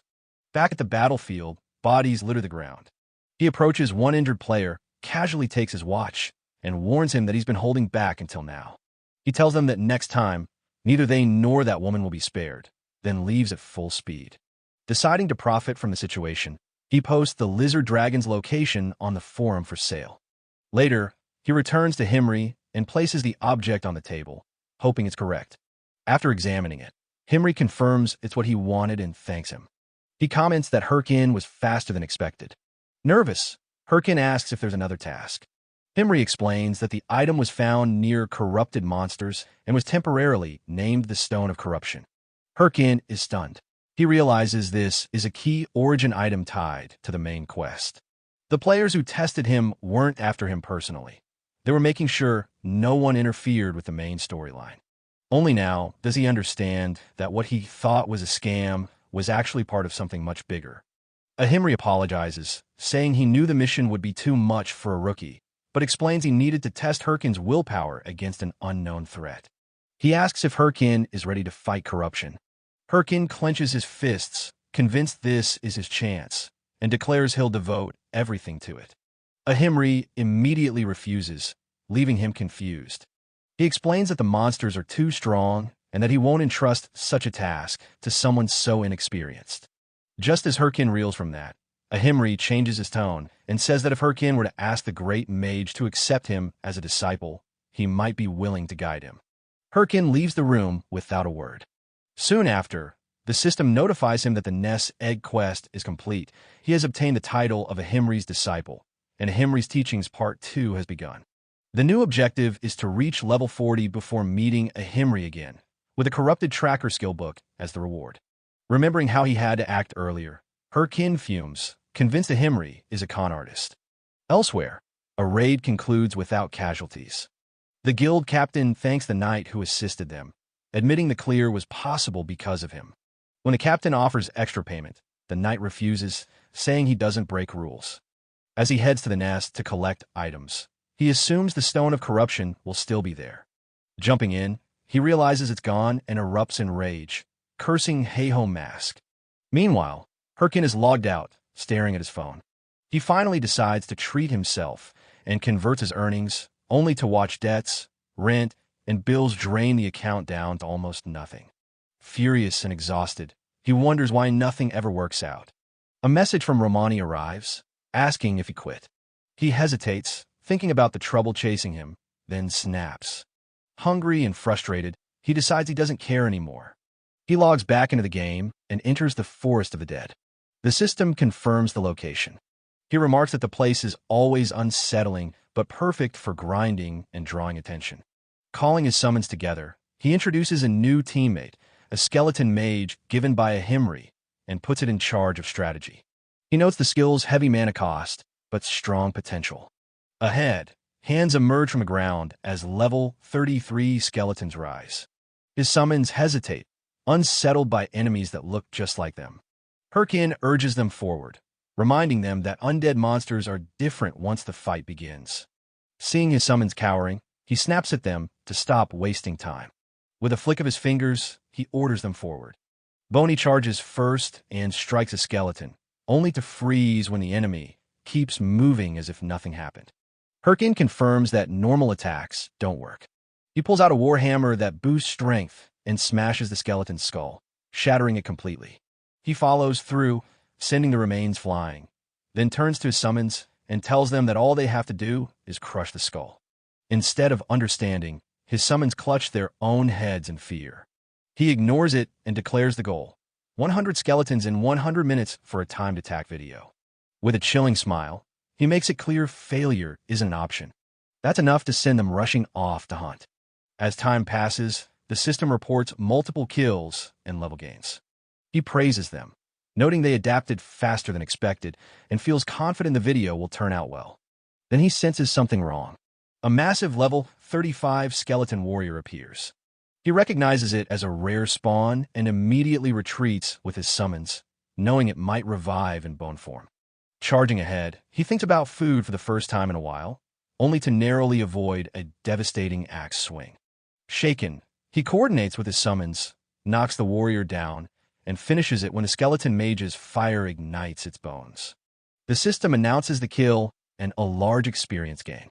Breathing out, he decides the footage alone should be worth it. Before he can relax, the system issues new warnings. A field boss has detected intruders. A huge magic circle forms, and a colossal golden skeleton emerges. He recognizes it instantly as the Forest of the Dead's boss, infamous for killing rookies. He knows defeating it would be a jackpot, but as he calls his summons, they vanish. The system informs him they were dispelled due to lack of mana. He's alone. With no choice left, he activates his slot and equips his battle armor. He charges first. The golden skeleton begins casting, unleashing relentless attacks that force him to dodge non-stop. One it would mean death. Realizing he can't let it cast freely, he strikes its palm and delays the spell. He notices its hands are tied to its magic and decides they're the key. Suddenly, the boss changes. The system warns that it's evaluating him. A wave of dark energy erupts, bombarding the field. He barely avoids one strike and is hurled across the ground by another. As he struggles back up, he realizes the attack patterns feel different from what he remembers. Whether it's a hidden phase or a rebalance, he can't be sure. With no summons, fading memories, and a towering enemy before him. He focuses on surviving each strike, inching closer while searching desperately for a blind spot. He's suddenly grabbed as the boss's arm closes around him. Pulled in close, he stares straight into its roaring face and thinks he's finished. As it begins channeling another attack, he wonders how many patterns it still has left, then smiles. He still has a trump card. He activates Demonic Curse, and the system announces a reduction in the boss's stats. Using that opening, he breaks free and rushes forward, remarking that the boss handed him the chance himself. He gathers power into his fist and drives it straight into the golden skeleton's face.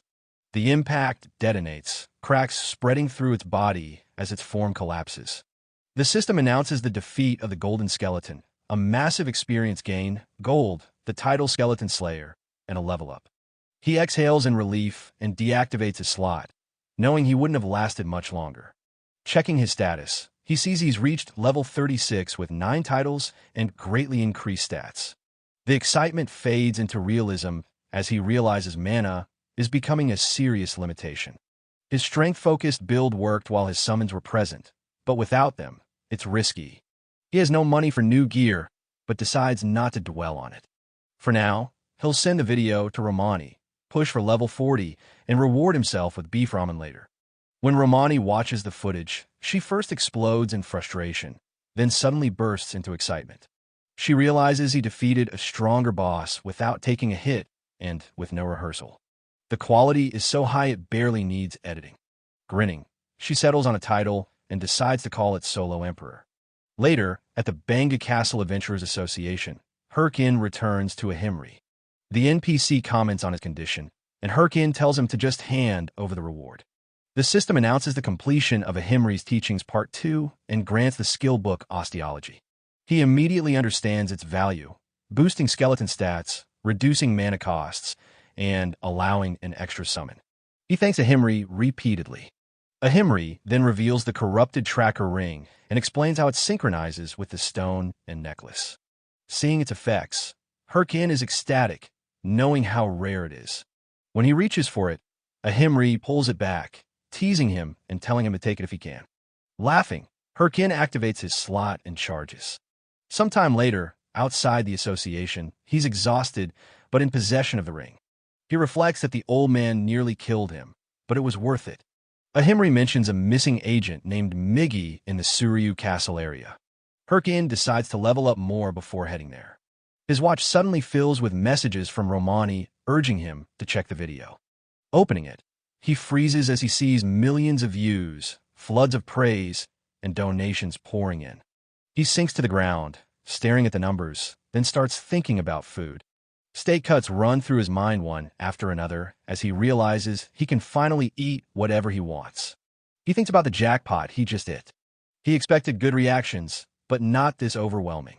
As he considers logging off, his watch beeps again. A massive donation comes in, along with a message explaining they've tried contacting him repeatedly. It's from the recruitment leader of the Thunder Hunters Guild, asking for a chance to talk.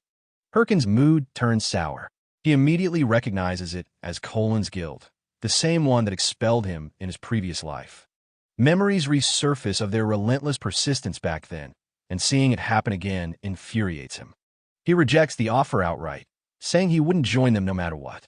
The familiarity of the situation frustrates him even more, recalling how friends once told him he was lucky to be chased by such a powerful guild and how much money he could have made. He remembers refusing anyway, believing his own guild would rise and that he didn't need their wealth.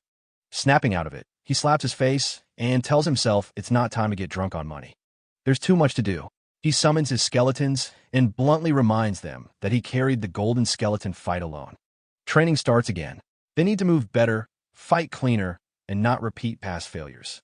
For a moment, he sees familiar faces in them, then realizes they're not his old friends, and that makes him smile. This time will be different. He declares their next destination, Suryu Castle, and decides they'll train on the way. The training is simple, run non-stop. Anyone who falls behind gets punished. Terrified, the summons sprint at full speed as they head out. Elsewhere, Syl stands among defeated monsters, deep in thought. Hatch approaches and reminds her of an upcoming meeting. When asked about the corrupted count, Hatch admits there's been no progress. Syl bristles, furious that the Hydra Guild took the lead. She dismisses the upcoming meeting with the top guilds as pointless and walks off, leaving Hatch uneasy. In the aftermath, a brief recap settles in. Herkin's WT video explodes overnight, bringing him money and attention. On the brink of losing himself, the source of his past suffering reignites his resolve. He repays his debt in full, surprising the loan shark, then spends the rest on rare skill books, leaving his account empty again. It still stings, but he pushes forward. He learns the new skills immediately. Skin grafting strengthens his defense by attaching monster remains. He tests it using skeleton materials and confirms its effectiveness. Curse of Sloth follows, slowing enemies at the cost of mana, and he experiments with it. Finally, he learns Golem summoning, the skill he wanted most. The massive summon exceeds expectations. He bonds with it, activates copy mode, and realizes that syncing its power with his own movements could make it absurdly effective. The Golem suddenly freezes in place, leaving the summon stunned and driving Herkin to question whether the skill bugged out. Then it copies one of his earlier movements with perfect timing, silencing everyone. He realizes the delay was just synchronization, laughs, and starts wondering what to test next. Elsewhere, leaders of several top guilds gather. Nurgle of Ares opens the meeting, noting how rare it is for top guilds to sit together. Shev of the Red Bulls jokes about familiar faces while Berg of Big Smile fumes, and Syl of the Thunder Hunters stays silent. Nurgle reveals that Hydra has identified the corrupted Count and plans a final raid within a month. Shev is shocked, Berg explodes in anger, and Syl shuts him down with pressure. A brief standoff follows before Nurgle proposes an anti-Hydra alliance. No infighting, full information sharing until the corrupted Count is resolved. Reluctantly, they agree. Afterward, Syl reflects on how humiliating it feels to rely on others, but accepts that lying low is necessary. She orders her people to monitor Hydra closely. Back in the game at Suryu Castle, Herkin is told to investigate Agent Miggy's disappearance in Boru Forest. He immediately recognizes it as a level 70 zone and objects, but is warned that refusing means losing his corrupted tracker status. After leaving, he checks the quest details. Find Miggy within 30 days, or lose the title and access to the main quest. Panic sets in. He realizes he's accepted content far beyond his level and can't afford to fail, yet going there now would mean certain death. As he struggles with the dilemma, he overhears players discussing Hydra's progress and how no other guild has even begun the main quest.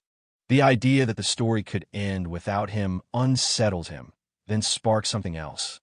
He glances at his watch and smiles, realizing he may not need to go to Boru Forest yet.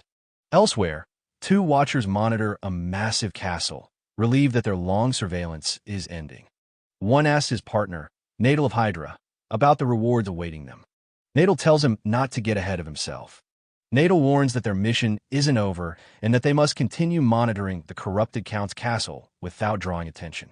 Before he can say more, a player rushes in shouting that he found Nadal. It's Kim, rank 3 of the Red Bulls, greeting him casually. Nadal, barely holding back his anger, demands to know why a Red Bull is there. Kim replies that he came to hunt a high-level boss, and jokingly suggests that must be their reason too. Nadal plays along, but Kim's teasing only makes him angrier before he leaves, tapping his watch to report that Hydra's 8th in command is indeed there. Shev and Yell receive the message and realize the anonymous tip about the corrupted Count's location was real. They question the motive, but decide they can't ignore it. Kim asks to start a fight to stall Hydra, but Yell orders him to pull back. Before he can move, an explosion erupts. When the dust clears, Kim finds a sword at his throat. Thunder Princess Howie of the Thunder Hunters demands answers. Elsewhere, Herkin watches his golem battle a massive bear while his skeletons look on. He checks his watch, puzzled by the silence. He knows the only way to avoid Boru Forest is to end the chapter itself. Since the corrupted Count's defeat would close all related quests, he spreads the information to multiple guilds, excluding Colons. Still, no one responds. Then the system announces Hydra has begun a live stream. He pauses the fight, silencing the bear with a punch, and watches. The host announces Hydra will attempt the corrupted Count raid in 3 days. Herkin laughs, satisfied. If Hydra succeeds, his problem disappears. 3 days later, the system announces Hydra's raid has failed and all members were wiped out. Herkin explodes in disbelief, cursing their recklessness and realizing he may need another plan. Soon after, the Red Bulls start a live stream. Shev the Slayer confirms Hydra's failure and declares that the Red Bulls will accept the challenge. His guild roars in response. Watching, Herkin wonders if even Shev's guild is truly enough to face the corrupted count. He's caught off guard when Shev announces that the raid will include their partner, the Thunder Hunters, led by the Queen of Thunder, Sil. Realizing it's Cholan, Herkin feels conflicted. Earlier at the Red Bulls camp, Shev had questioned why Sil requested a meeting. She makes it clear they're still allies, not enemies. When Shev mentions one of his men getting beaten up, Sil brushes it off as a greeting, even teasing Kim. Getting serious, Shev asks for the real reason she came. Sil explains that information about the corrupted count has leaked to several top guilds, and it's obvious someone has been stirring the waters. Shev admits it's true, but says they don't know who started it. Sil mocks Hydra's chances, saying they rushed the raid and will fail. She proposes cooperation instead, offering Shev the first kill. Though suspicious, Shev accepts. As the raid begins, Sil proves her strength in battle. The corrupted count mocks them and unleashes endless waves of monsters. The fight drags on, pushing the alliance to its limits. Shev charges forward to clear a path, and Sil follows. The corrupted count counters with hidden attacks, striking from unexpected angles and injuring her midair. After a brief pause, she recovers, breaks free, and lands a decisive blow. The system confirms the corrupted count's defeat by the Red Bulls and Thunder Hunters. Watching the announcement, Herkin is stunned but quickly dismisses it. He only needed the corrupted count defeated, regardless of who did it. He tells himself this won't be the end for Sil and that, in the end, he'll be the one standing above everyone. Later, in the Bulkus Mountains dungeon, Herkin reflects on who he is now and why he's here. A sudden roar snaps him back as a herd of wild boars charges toward him, forcing him to flee. Earlier, he had reached the mountain entrance and found it sealed, knowing it was locked until Chapter 1 ended. Once the corrupted count fell, the barrier vanished. The system announced his entry into the Bulkus Mountains and granted him a title for being the first to set foot there, boosting his stats. Excited, he called his summons and declared it his moment, only to immediately encounter level 60 wild boars. Now, vastly outmatched at level 41, he runs, realizing others will soon notice the area is open. With no choice left, he orders his summons to activate their helms and charge, but the boars overwhelm them with ease. As Herkin retreats, the system reports that his skeleton warrior has been destroyed from excessive damage. He smiles and says it was just bait. Activating Curse of Sloth, he slows the charging wild boars and moves in, telling them they won't be moving for a while. Drawing his sword, he rushes forward, only to slip on a banana peel and crash face first in front of the beasts. Another peel drops onto his head. Furious, he demands to know what's going on. Above him, a monkey laughs from a tree branch. It's a level 50 armored monkey, infamous for tormenting players. Herkin snaps, telling it to wait, but the system warns that the sloth curse is worn off. He panics, then a sudden flash erupts nearby, shattering a boar's head. From the trees, a crossbow fires again and again, wiping out the remaining boars in moments. Stunned, Herkin watches as an old man approaches and asks if he's hurt. Elsewhere, at Siru Castle, two adventurers notice a knight in distinctive armor. A mage reports that no guild knows who leaked the corrupted count's information, and that Heiho Mask is only posting ordinary hunting videos. The knight orders his companion to keep searching for the informant, vowing they'll pay for disrupting the balance. Back in the Bulkus Mountains, the old man brings Herkin to a humble cabin and asks if he's truly a Himri's disciple. Herkin realizes he's met Ma Wong, a key figure of Chapter 2. Ma Wong urges him to leave the area, warning that it's full of danger. But Herkin explains the corrupted count is already dead and that he's tracking lingering corruption. Ma Wong admits he has suspicions but no proof and asks for help gathering evidence. The system grants Herkin new titles for First Contact and Initiation, boosting his attributes. He accepts immediately. A new quest appears, requiring him to defeat 50 monsters in the Bulkus Mountains. Energized, he heads out, deciding to avoid the strongest monsters for now. Then he remembers the armored monkey and decides that's where he'll start. Later in the mountains, players keep slipping on banana peels as the monkey laughs from above. As it prepares to strike another victim, Herkin appears behind it and calmly says he finally found it. The monkey turns, and without hesitation, Herkin draws his sword and charges. The armored monkey slips past every attack, evading with ease before suddenly fleeing at full speed. Herkin chases, growing more irritated as branches and trunks block his swings. He stops on a branch, hurls his sword, and deliberately misses. The monkey laughs until the golem appears and smashes it with a single blow. The system confirms Herkin as the first to hunt an armored monkey. Satisfied, he decides to farm more. Elsewhere, cameras flash as Shev and Sil accept congratulations for clearing the Chapter 1 boss. Sil gives a polite statement, but off-camera her mood is cold. She admits they still need Haeho Mask's abilities and orders Hawi to call Hatch, saying there's something they must hunt. Back in the mountains, Herkin's weapon finally breaks. With no money for replacements, he turns to gem farming, knowing armored monkeys can drop valuable ones. Hours pass without a single drop. Frustrated, he pushes on, convinced the next one will fall. A heavily geared warrior approaches and calls him Haeho Mask. Herkin notices the man's equipment and level immediately. The warrior introduces himself as Kyote and challenges him to a duel. Herkin dismisses him and turns away, until Kyote offers 5,000 gold. Herkin accepts instantly. Kyote strips down to make it fair, claiming he wants no excuses. Herkin scoffs, but Kyote attacks without waiting. Herkin dodges repeatedly as Kyote presses harder, demanding he fight back. Kyote activates a booster skill and lands a hit, sending Herkin flying. On the ground, Herkin realizes Kyote is stronger than he looks and that fighting head-on is a mistake. He stands as Kyote taunts him to go all out, and Herkin settles into position, already forming a different plan. Kyote charges again, boasting that he will prove he is stronger than Haeho Mask, and activates his booster once more. Herkin throws dirt into his eyes, sweeps his legs, and drops him hard. He explains that raw strength can be overcome with technique, then follows with a kick and an uppercut that sends Kyote crashing into a tree. Kyote rages and calls him a coward, but Herkin dismisses it, saying survival matters more than pride. Herkin activates skin grafting with armored monkey hide, and the system confirms the enhancement. Kyote panics as Herkin advances. He begs for mercy, and Herkin redirects his attack at the last moment, obliterating the tree beside Kyote's head. Shaken, Kyote hands over the promised gold and his sword.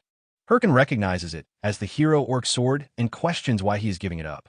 Kyote admits his obsession with popularity blinded him, and says the fight made him realize what strength really is. Herkin reacts by kicking him away and telling him to leave. Kyote departs bruised but energized, vowing to return someday. Watching him go, Herkin smiles, amused, then laughs as he examines the new sword, satisfied that he no longer needs to hunt armored monkeys. He briefly considers hunting more anyway, but his summons stop him. Later, after reporting back, Ma Wong reviews the results of the hunt and praises Herkin's progress. Noting his distracted expression, Wong explains the next task. Near the mountain peak, armored warrior bears have appeared. If Herkin can discover where they are getting their weapons, it will help reveal the source of the corruption. Herkin rises and sums it up simply. Wong wants him to defeat a warrior bear and bring back one of its weapons. Wong cautions him that even guards struggle to face them alone and suggests finding help, but Herkin says he already knows how to handle warrior bears. Soon after, he reaches the mountain area and calls his summons, excited to spend some money. He opens the auction window and buys the skeletal snake shoulder guard, boots, gloves, and helmet. The system reports large boosts to defense, mana, and strength, along with reduced mana consumption, and confirms he spent most of his gold. Unable to contain himself, Herkin celebrates wildly. He then purchases several skill books in one go, burning through nearly all his remaining funds. Confident, he thinks this should be enough for a warrior bear. When one of his summons taps his shoulder, he realizes he bought nothing for them. The system confirms he's broke. His summon's mood turns ominous, but before he can explain, monsters appear. Without orders, the summons rush in and slaughter them. Relieved, Herkin watches as they finish off a wild boar and tells them to hurry so he can equip them on the move.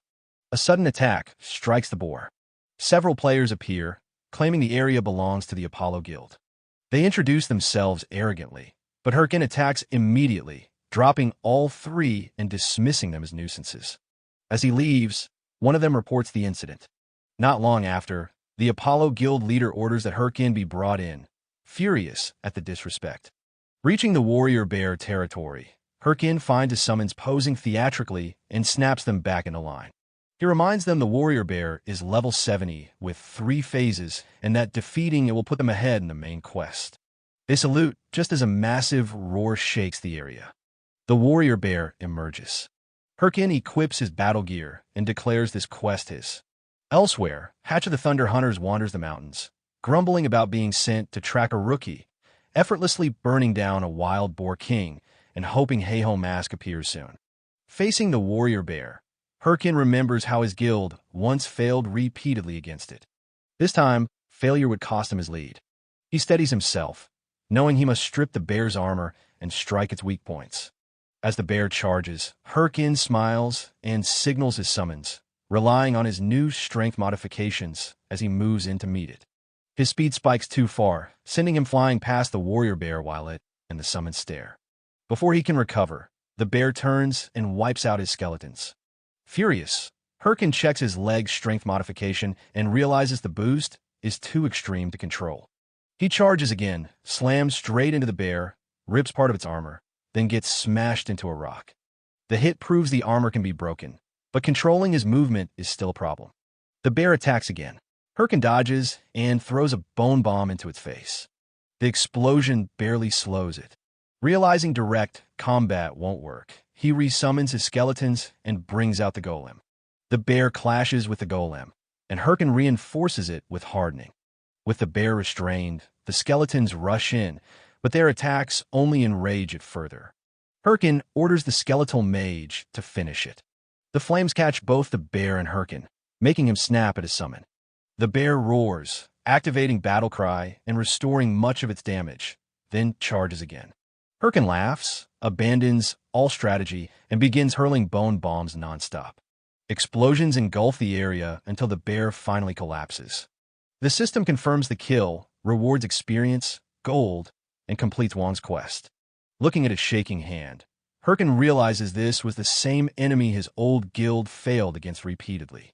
Now he beat it alone. He congratulates his summons and declares the extermination complete, striking a pose. When they mutter that he didn't fight properly, he explodes and yells at them to shut up. Elsewhere, Ballista sits alone in a tavern, exhausted and frustrated after days of searching the mountains without finding Heiho Mask. With videos spreading and crowds coming, he feels the task slipping away. His watch rings its sill. She tells him she understands the mission was unreasonable and says she's sending Hahi to assist. Before he can respond, an explosion tears through the tavern wall. As Hatch turns in surprise, Syl states that the two will work together to find Heiho Mask. Hawi, the Princess of Thunder, storms through the hole, furious, blaming Hatch for dragging her there. Stunned, Hatch despairs at his situation. Elsewhere, Herkin notes that Bolkas has grown crowded and that a village has even formed, realizing most players now see it as the main search area. He moves quickly through the trees toward Wong until he notices 3 players approaching, their clothes resembling those he saw earlier. Expecting trouble, he tells them to attack, but they run straight past him shouting for help. Confused, he turns just as they are suddenly attacked, his face getting scratched in the chaos. 2 figures appear, Hawi and the mage Hatch. Recognizing the Thunder Hunter's emblem, Herkin is startled when Hawi points her sword at him and demands to know if he is Heiho Mask. He immediately recalls who they are and how dangerous they were before his regression. Assuming they are here to recruit him, he hides his thoughts and climbs down, pretending ignorance and playing dumb. He internally decides to keep acting clueless since they have no proof. Hawi presses harder, accusing him of lying and pointing out that no one could cross the Bolkas Mountains without hearing of Heiho Mask after his video reached 20 million views. She notes that his hood looks suspiciously similar, making Herkin uneasy at her sharpness. Hatch intervenes, scolding Hawi for destroying the inn and attacking people indiscriminately, warning her about the guild's reputation.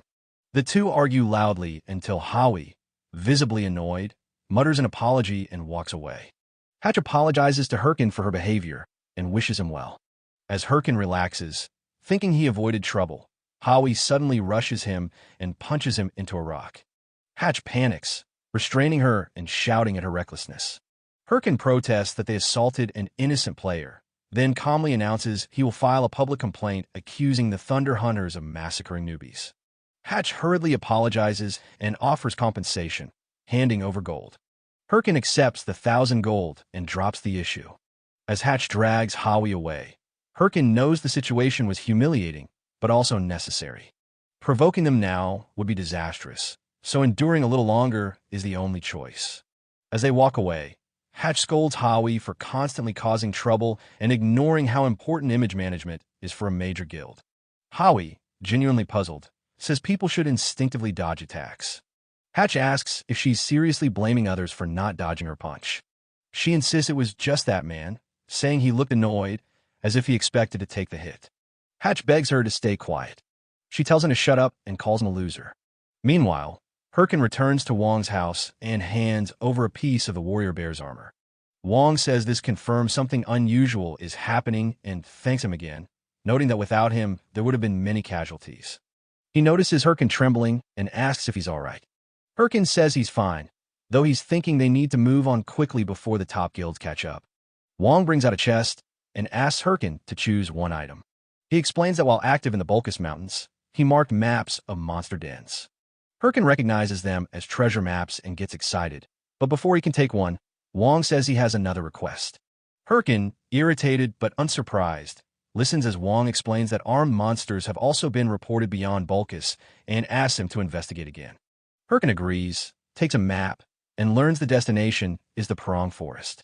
He reacts poorly but says nothing. Outside, Herkin exhales in frustration, knowing Parang Forest is a level 90 zone and he'll need to level up along the way. He considers Sura Canyon as a temporary hunting ground and feels confident after defeating the warrior bear. As he moves on, he's startled to see Shev the Slayer ahead, while Shev is equally surprised to see him. Elsewhere, Hatch tearfully contacts Sil, complaining he can't work with Howie. Sil laughs and listens as Hatch mentions that Red Bulls have taken over Sura Canyon and questions why they're still chasing someone who won't join them. After a moment, Sil orders them to stop tracking Heiho Mask and shift fully to the main quest. Relieved, Hatch praises her decision. After the call, Sil reflects that the strong are drawn to the strong and wonders how long Heiho Mask can keep running. Earlier, Herkin had already entered the Parang field and defeated his first level 75 monster without much trouble. With his summons steadily hunting, he gained 2 levels and reached level 62. While discussing plans to level a bit more before heading deeper, players watching from afar realized he was Heiho Mask. Soon, they surrounded him, overwhelming him with attention. Irritated, Herkin fled with his summons, realizing his warrior bear video had made him too visible, making normal hunting impossible. He decides to head toward the center of Sura Canyon, where higher levels would discourage followers. While moving, he runs into Shev again. Shev greets him warmly, commenting on how impressive his growth has been since the starting town. Herkin asks why Shev is there, and Shev explains that the Red Bulls have claimed Sura Canyon as a base for the main quest. Shev excitedly mentions wanting to meet Heiho Mask and asks if Herkin has seen his videos. Before Shev can say more, Herkin suddenly bolts, dragging his summons along and shouting apologies, insisting he doesn't know who Heiho Mask is. After running for a while, Herkin stops, frustrated and overwhelmed. He realizes both Thunder Hunters and Red Bulls are circling him, making leveling nearly impossible. As he debates abandoning the main quest, he remembers the maps from Wong. Pulling one out, he quickly identifies a marked location nearby, a rare dungeon. Reaching a waterfall, Herkin recalls that rare dungeons are usually hidden in dangerous, hard-to-reach places. Knowing the risk, he takes a breath and jumps into the lake with his summons. Underwater, his breathing time drops rapidly, but he trusts Wong's map and keeps swimming. With only a second left, he reaches a hidden passage and emerges into a dungeon. The system registers the discovery, granting him titles for uncovering a secret dungeon and exploration. Surveying the area, Herkin confirms his choice. If players are the problem, then hunting where none can follow is the answer. As they move deeper, He wonders what kind of monsters a secret dungeon might hold. A strange sound follows, and a small creature with glowing eyes appears. Staring at it, Herkin grows irritated, then notices flames forming around its body. Realizing it is an elemental monster, one of the rarest types, he becomes excited at the value of the materials it could drop. He orders his summons to attack. The creature cries out, and the ground trembles as a massive level 70 fire salamander emerges to protect it. Without hesitation, it launches flames, forcing Herkin to retreat. Seeing no alternative, he activates the Helm of Madness on Little Bone, applies bone armor, and equips the Black Orc Skull, completing the transformation into a skeleton knight. The presence alone terrifies both salamanders. In an instant, the skeleton knight cuts down the large salamander. More salamanders soon appear. Herkin lets the skeleton knight engage freely, watching as it tears through them with ease. The essence drops prove valuable, more than enough to justify the cost of strengthening the summon. Deciding this place is ideal, Herkin plans to continue hunting until all his skeletons are upgraded, then move on toward Perong Forest. An hour later, the system warns that he has discovered an instant dungeon leading to a throne room. Herkin hesitates. Entering means no retreat, and failure would lock him out for days, time he cannot afford while other guilds advance. Still, with nowhere else to go, he steps inside and warns his summons that luck is all they have now. Inside the throne room, he notices shattered knight statues marked with blade scars, suggesting a violent past. Then he sees it, a massive figure seated on a throne. As he approaches, the creature awakens, releasing overwhelming pressure. Herkin immediately orders defensive formation, but it is too late. The attack wipes out his skeleton warriors in an instant. Retreating, Herkin realizes what stands before him, a level 80 spirit knight, a monster with top-tier combat AI. Memories surface of encountering one in his past life, when even his entire guild had been annihilated at a similar level. Back then, Herkin had no choice but to give up. This time, he refuses to let that happen again. He resummons his skeleton warriors and sends them forward together. The Spirit Knight raises its massive sword and cuts down several summons, while Herkin and the others leap over the attack. He and the Skeleton Knight strike together, but the Spirit Knight blocks them with ease. One skeleton tries to attack from behind, only to find its strike useless before being crushed. The system reports its destruction. Pulling back, Herkin realizes that stabbing vital points means nothing to a Spirit Knight. Normal summons and the golem will not be enough. A memory from his past life surfaces, reminding him that he has never been the type to hesitate once a fight begins. If he cannot land critical blows, then he will wear the enemy down. He charges again, dodging attacks and striking repeatedly. At first it works, but the Spirit Knight grows faster and lands a heavy blow, drawing blood. Herkin suddenly grabs the knight's sword, laughing as if it were all an act. In that moment, the Skeleton Knight appears behind the enemy and cuts off its sword arm. The knight retreats to Herkin's side as the severed arm reforms into a spiritual blade. They press on together, leaping across shattered ground and striking from both sides. The damage begins to accumulate, but the Spirit Knight releases a surge of power and forces them back with a wave of fire. Its attacks grow heavier, more relentless. Herkin is struck and sent flying after a mistimed command, realizing too late that he let his guard down. As the Spirit Knight moves in to finish him, the Skeleton Knight steps in front of the blow. The system announces its destruction. Before vanishing, it looks back at Herkin in silent reassurance. Rage overtakes him. He hurls bone bombs, detonating them across the Spirit Knight's body, but the creature still stands. The Spirit Knight bursts through the smoke, unharmed enough to keep fighting. Herkin smiles and notes that Spirit-type monsters resist magic damage. He snaps his fingers, revealing that the earlier bombs were mixed with skeleton fragments.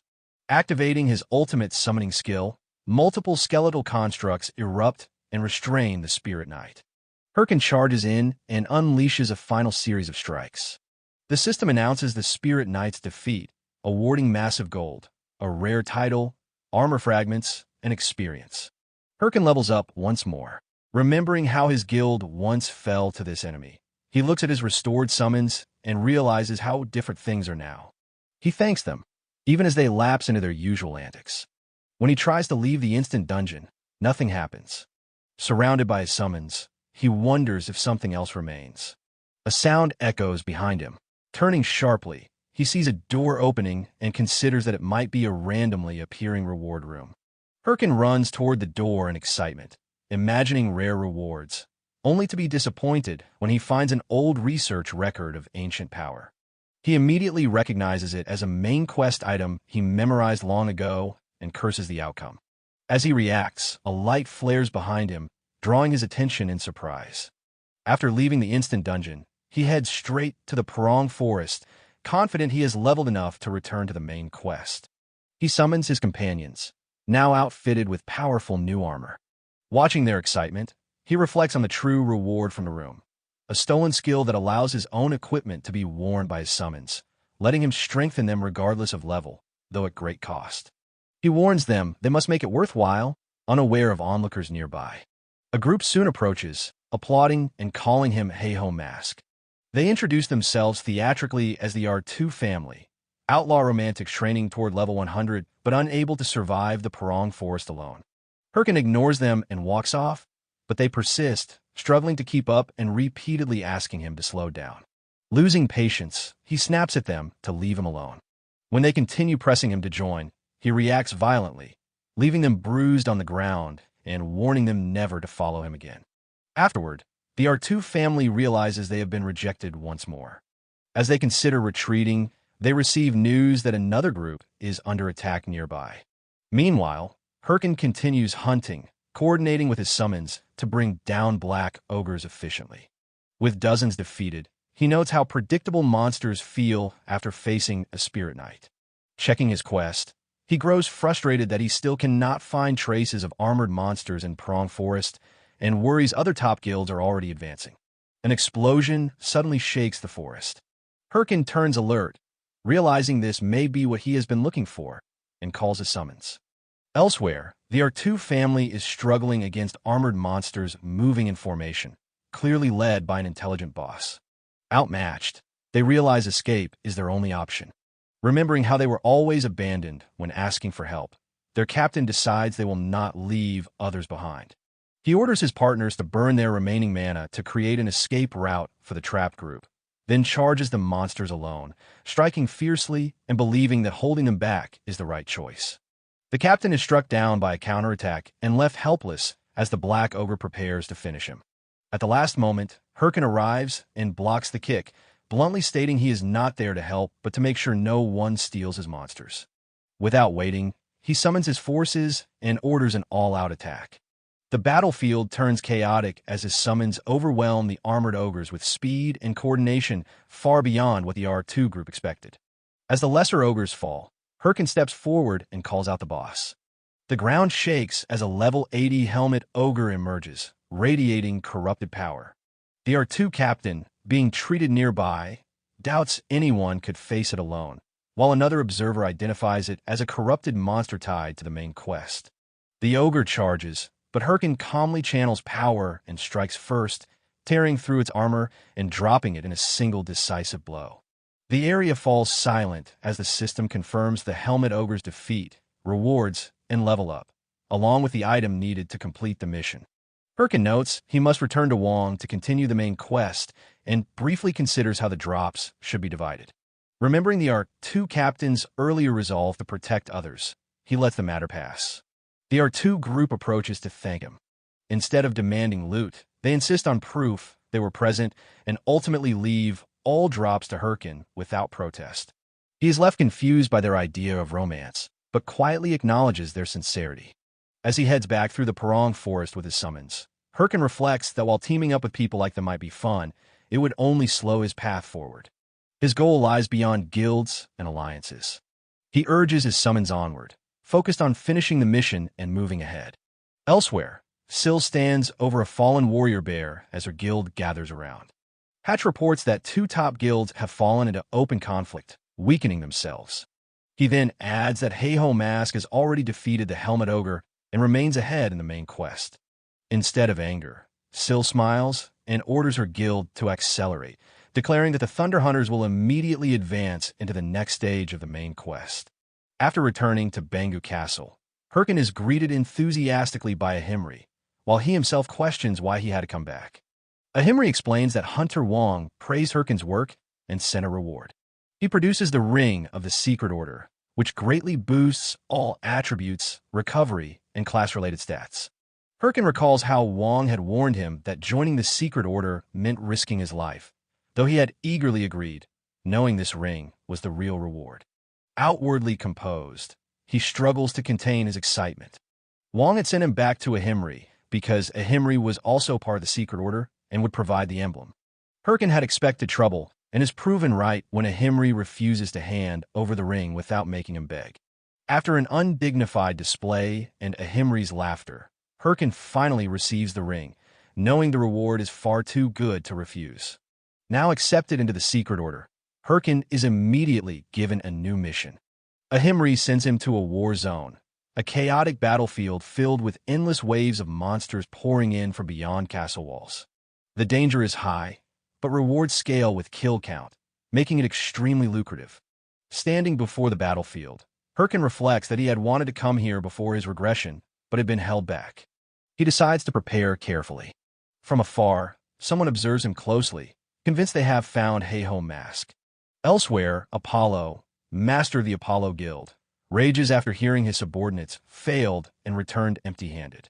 Learning that the Thunder Hunters interfered and may be trying to recruit Herkin only fuels his anger. Convinced that Jaehyun mask is acting arrogantly under the protection of top guilds, Apollo decides it is time to use another method against him. Elsewhere, Heavy Bean, an officer of the Big Smile Guild, receives a call from Apollo. He immediately senses trouble. Apollo demands that Heavy Bean teach the rising player, Jaehyun mask, a lesson, furious that his guards were attacked and he was humiliated without an apology. Heavy Bean initially refuses, arguing that Big Smile cannot afford to get involved in petty conflicts. Apollo counters by threatening to withdraw his sponsorship, reminding him that it was this support that pushed Big Smile into the top 30. Cornered, Heavy Bean agrees and ends the call, torn between anger and concern for the guild's reputation. As he struggles with the decision, Cho Woo-rong, a reserve affiliate of Big Smile, steps forward and offers to handle the matter herself. Heavy Bean realizes that using a non-official member could avoid direct blame. Cho Woo-rong assures him she can handle Jaehyun mask and vows to eliminate him to repay her debt. Back at the war zone, drum sound as soldiers call all participants to gather at the castle gate. Belay, captain of the castle wall administration, announces the rules. Once the gate opens, it will remain closed for 144 hours. Outside lies a lawless zone filled with monsters, and rewards will be determined by individual kill counts. He also announces a special mission to defeat the Blue Giant, a mutant boss in the war zone, with a unique skill book as the reward. The announcement stirs the crowd. Herkin recognizes the value of such a reward and notices the tension rising among the contestants, many of whom glance at him as the strongest participant. As preparations finish, the gate opens. Herkin immediately rushes out at full speed, leaving the others stunned by his pace. As the contestants scramble to follow, Cho Woo-rong suggests forming a temporary alliance. One participant dismisses her as a rookie and tries to shove her aside, only to be instantly and brutally struck down. As he collapses, Cho Woo-rong calmly asks why everyone looks so nervous. While the other participants hesitate, Cho Woo-rong calmly says their fear is because of the unique skill book. She makes it clear she has no interest in it and only wants Jaehyun mask dead. If they follow her plan, she will give them the book, since none of them could obtain it on their own anyway. After a brief struggle, they agree. From atop a mountain, Herkin watches them gather and realizes they have formed a group to target him. Annoyed, he accepts that he will have to deal with them on top of hunting monsters, then smiles and moves on. Cho Woo-rong believes gathering so many people guarantees victory. She imagines killing Jaehyun mask, earning Heavy Bean's approval, and becoming an official member of the Big Smile Guild. Her thoughts are cut short when a warning comes that monsters are approaching in unusually large numbers. She orders everyone to form up, but quickly realizes the situation is unstable. At that moment, she notices Herkin riding his golem and striking a golden gong, deliberately drawing monsters toward them. Chaos erupts as the participants are overwhelmed. Reports come in that they cannot hold much longer. Cho realizes her ambush has failed and orders them to endure until the lure effect fades, declaring she will handle Herkin herself. She rushes ahead, leaping across monsters, leaving the others behind as bait. Herkin soon senses her approach. Cho confronts him directly and challenges him to a one-on-one duel. He questions her motives and her identity, noting it makes no sense for a stranger to want him dead so badly. She claims she is simply eliminating a competitor for the unique skill book. They clash. Herkin immediately sees through her excuse and attacks. She blocks, counters, and narrowly avoids a bone bomb explosion. Herkin recognizes her skill and presses her for her affiliation, but she deflects and activates her battle armor, releasing a powerful aura. Realizing she is serious and dangerous, Herkin prepares himself and accepts the duel. He orders his summons to stay out of it, honoring the one-on-one challenge. Cho is briefly unsettled by his composure, then charges at him with full force, only to have her attack cleanly blocked. Herkin laughs, saying nothing has changed, but Cho vanishes and reappears behind him, striking instantly. He realizes her speed has surged. She presses the attack with a flurry of blows, forcing him to his knees. Mocking him, she charges again, shouting that he should die for crossing Heavy Bean. As Herkin lowers his head, one of his summons trips her. Startled, Cho falters. Herkin smiles and attacks, stating calmly that she is from the Big Smile Guild. Unable to defend in time, she is struck and soon bound to a tree. He questions her about why Big Smile is hunting him. She laughs and refuses to answer. When he names her as Cho Wurong, Heavy Bean's subordinate, she denies it, then panics when he says he already knows.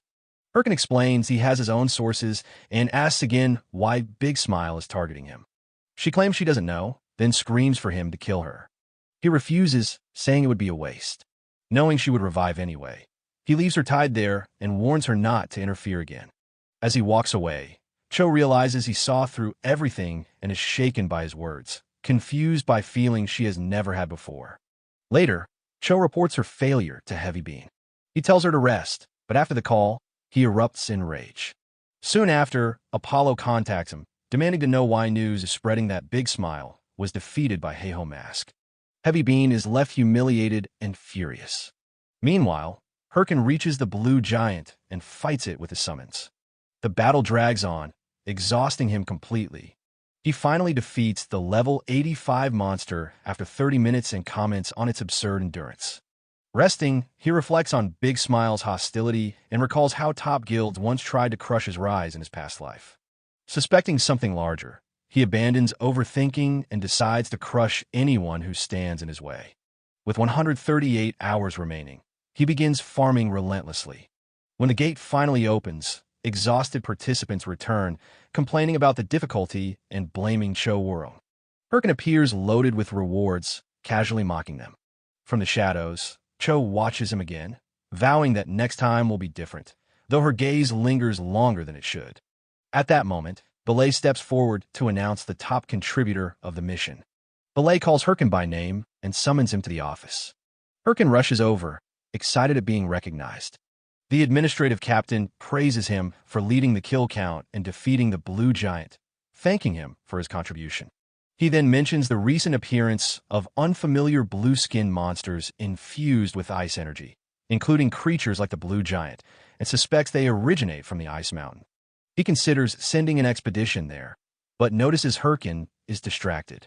Herkin answers quickly, already familiar with the Frozen Mountain Kingdom. When Belay brings up the reward and a possible mission, Herkin's attention snaps back, earning a comment about how predictable he is. Belay then explains that the Secret Order has sent a letter assigning Herkin to the Oral Mountains, where he must meet the blacksmith wolf to receive the next mission. The reward is unspecified. Herkin notes that the area is filled with high-level monsters and suspects they are deliberately pushing him. Belay hands over the promised unique skill book as his reward. Herkin clings to it excitedly, while Belay tells him to use it well. Herkin activates the book and receives the unique skill clay creation, leaving him briefly confused about its purpose. Elsewhere, Scylla erupts in fury after learning that outsiders interfered with a Thunder Hunter's raid and stole their target. Her rampage devastates the area as Hatch struggles to calm her. When told the intruders are not from the top 30 guilds and escaped cleanly, Syl orders their identities uncovered and bounties placed on them, vowing to personally eliminate them if they appear again. In another location, members of the Hands Guild discuss the same interference. They acknowledge the risk, but reaffirm their goal of maintaining balance from the shadows. When Haho Mask is mentioned, Singlet deflects the blame and states their priority is restraining the top 30 guilds, leaving Herkin for later. The group agrees and moves on to their next objective. Back with Herkin, he studies clay creation and realizes it allows him to reshape his golem using monster materials, with effectiveness tied to proficiency. Excited by the possibilities, he tests it using a blue giant tooth. The golem transforms into a miniature blue giant instead. A system notice explains the result is weakened due to low skill rank. Herkin stares at it in disbelief and curses the game. Herkin arrives at Urgel village still irritated, blaming himself for getting his hopes up. He knows pets were rare even in his past life and decides to level the skill later, focusing instead on the main mission. Checking the quest, he thinks of Blacksmith Wolf, a legendary NPC of the Secret Order whose weapons were famous, and realizes this is his first chance to meet him. After a long walk, Herkin reaches Wolf's workshop and enters, only to find it eerily empty. Before he can react, he is struck hard and slammed into the wall as his HP drops rapidly. An old man mocks him, calling newcomers weak, then slams a massive hammer into the ground. It is Blacksmith Wolf. Herkin asks if he is really Wolf and why he was attacked. Wolf explains it was simply a test for new members of the Secret Order. Herkin explodes in anger, but immediately receives system notifications granting him 2 rare titles. The first to speak with Wolf, and the first to survive the blacksmith, significantly boosting his stats. Realizing how valuable this is, his attitude flips instantly. Wolf asks if he is still angry. Herkin responds with exaggerated affection, clinging to Wolf and praising him until the old man grows unsettled, calls him crazy, and throws a bag at his face. Wolf kicks him out and orders him to deliver the bag to the residents of Behem Forest. As Herkin tumbles outside, a new mission registers. Deliver the bag to Behem Forest and earn the blacksmith's recognition. He grows excited, knowing elves live there, but also recalls they are hostile, elusive, and constantly moving. Unsure how to find them, he heads to the city square. There, he bangs a golden gong and loudly announces he is buying information on Behem Forest for up to 100,000 gold. Players whisper in shock, recognizing him as Haho Mask. Embarrassed but determined, Herkin endures it, preferring this over attracting top guild attention online. Suddenly, a man appears carrying a massive defeated monster. He addresses Herkin directly, calling him Haho Mask. Herkin freezes, recognizing Pitbull Singh, a top 100 ranked player. The crowd erupts, speculating about a possible clash and insisting Herkin stands no chance against him. Enraged, Herkin silences them. Singh then steps closer, saying he knows everything about Behem Forest. Herkin suppresses his instincts, wondering if it's a trap, and asks calmly what Singh's price is. Singh begins talking about the price, and everyone waits in silence. Then he bluntly says the price is that he wants to confess his love. Herkin freezes, completely lost, while the surrounding players grow awkward, wondering if Pitbull Singh just confessed to Haho Mask in the middle of the city. They quickly flee into the forest. Herkin finally snaps, demanding to know what just happened. Singh tells him to calm down, which only makes Herkin angrier, pointing out that Singh caused chaos by confessing publicly. Herkin rejects him outright, saying he doesn't like men. Singh gets irritated and says he never confessed to him. Singh explains that months ago, while hunting, he saw a lone rabbit and then a woman who gently warned it not to wander. He was instantly captivated, but she fled. He waited in that area for months, gathering information about elves from NPCs, but found nothing. When he heard Haho Mask was looking for elves, he decided to approach him. Herkin realizes that explains Singh's behavior, though he's annoyed Singh didn't just say it directly. Needing to finish his mission, Herkin tells him to lead the way. Singh brings him to Beacon Waterfall, explaining it's where elves often appear, along with a great oak tree nearby. He also warns that powerful monsters roam the area. A level 90 bark serpent appears. Singh offers to handle it, but Herkin insists on fighting alone and charges in confidently, only to be smashed aside by the serpent. Herkin screams in pain about his nose while Singh and the serpent stare in disbelief. As the serpent attacks again, arrows suddenly strike it. Herkin explains that NPC residents don't fight monsters, so when they're cornered, elves intervene. As expected, elves appear. Herkin approaches, claiming he's acting under Lord Wolf's orders, but an arrow is aimed at him. The elves accuse him of deceiving them and denounce humans as liars. Herkin hesitates, wondering if force is his only option. Then Sing kneels and apologizes for deceiving them, saying he only wanted to meet the elf he encountered before. He openly admits he fell in love at first sight and asks for a chance. To Herkin's disbelief, the elf accepts. The elves laugh, teasing that Selene charmed a human, and lead Sing toward their village. Left stunned, Herkin realizes the mission is technically complete and follows along. Sing, glowing with happiness, says he feels like he could die of joy. Herkin explodes in frustration, demanding to know if this is a dating game and why everything turned out like this, while telling Sing to stop acting like they weren't almost killed moments ago. Herkin tells Sing that the prettier someone is, the crazier people become, adding that he knows someone even more beautiful and completely insane. Sing replies that he doesn't like elves just for their looks, explaining that elves are symbols of fantasy. Herkin briefly suspects Sing is a pervert, but Sing clarifies that ever since he was young, elves have been central to the fantasy worlds he loved, and adventuring alongside them had always been his dream. Herkin grows confused and asks what that has to do with confessing. Sing asks whether Herkin isn't also playing this game to fulfill his own dreams.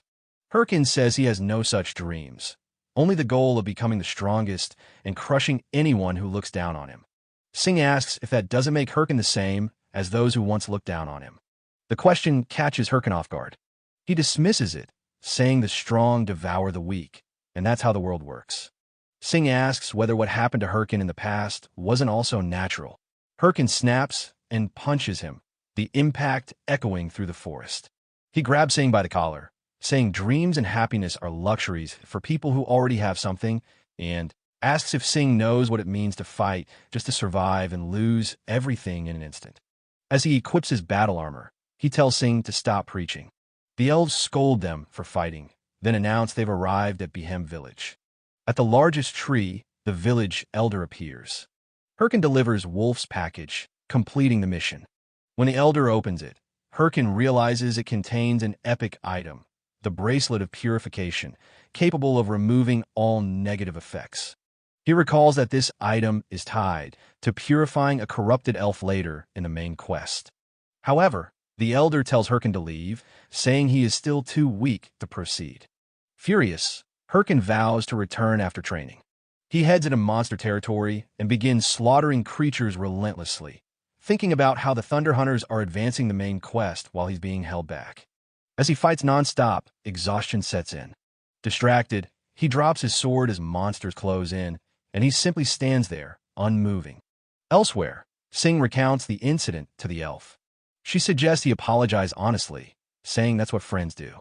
Sing realizes she may be right. Back on the battlefield, just as the monsters are about to strike Herkin, Sing appears and crushes one with a single punch. He says he came to apologize and that he arrived just in time.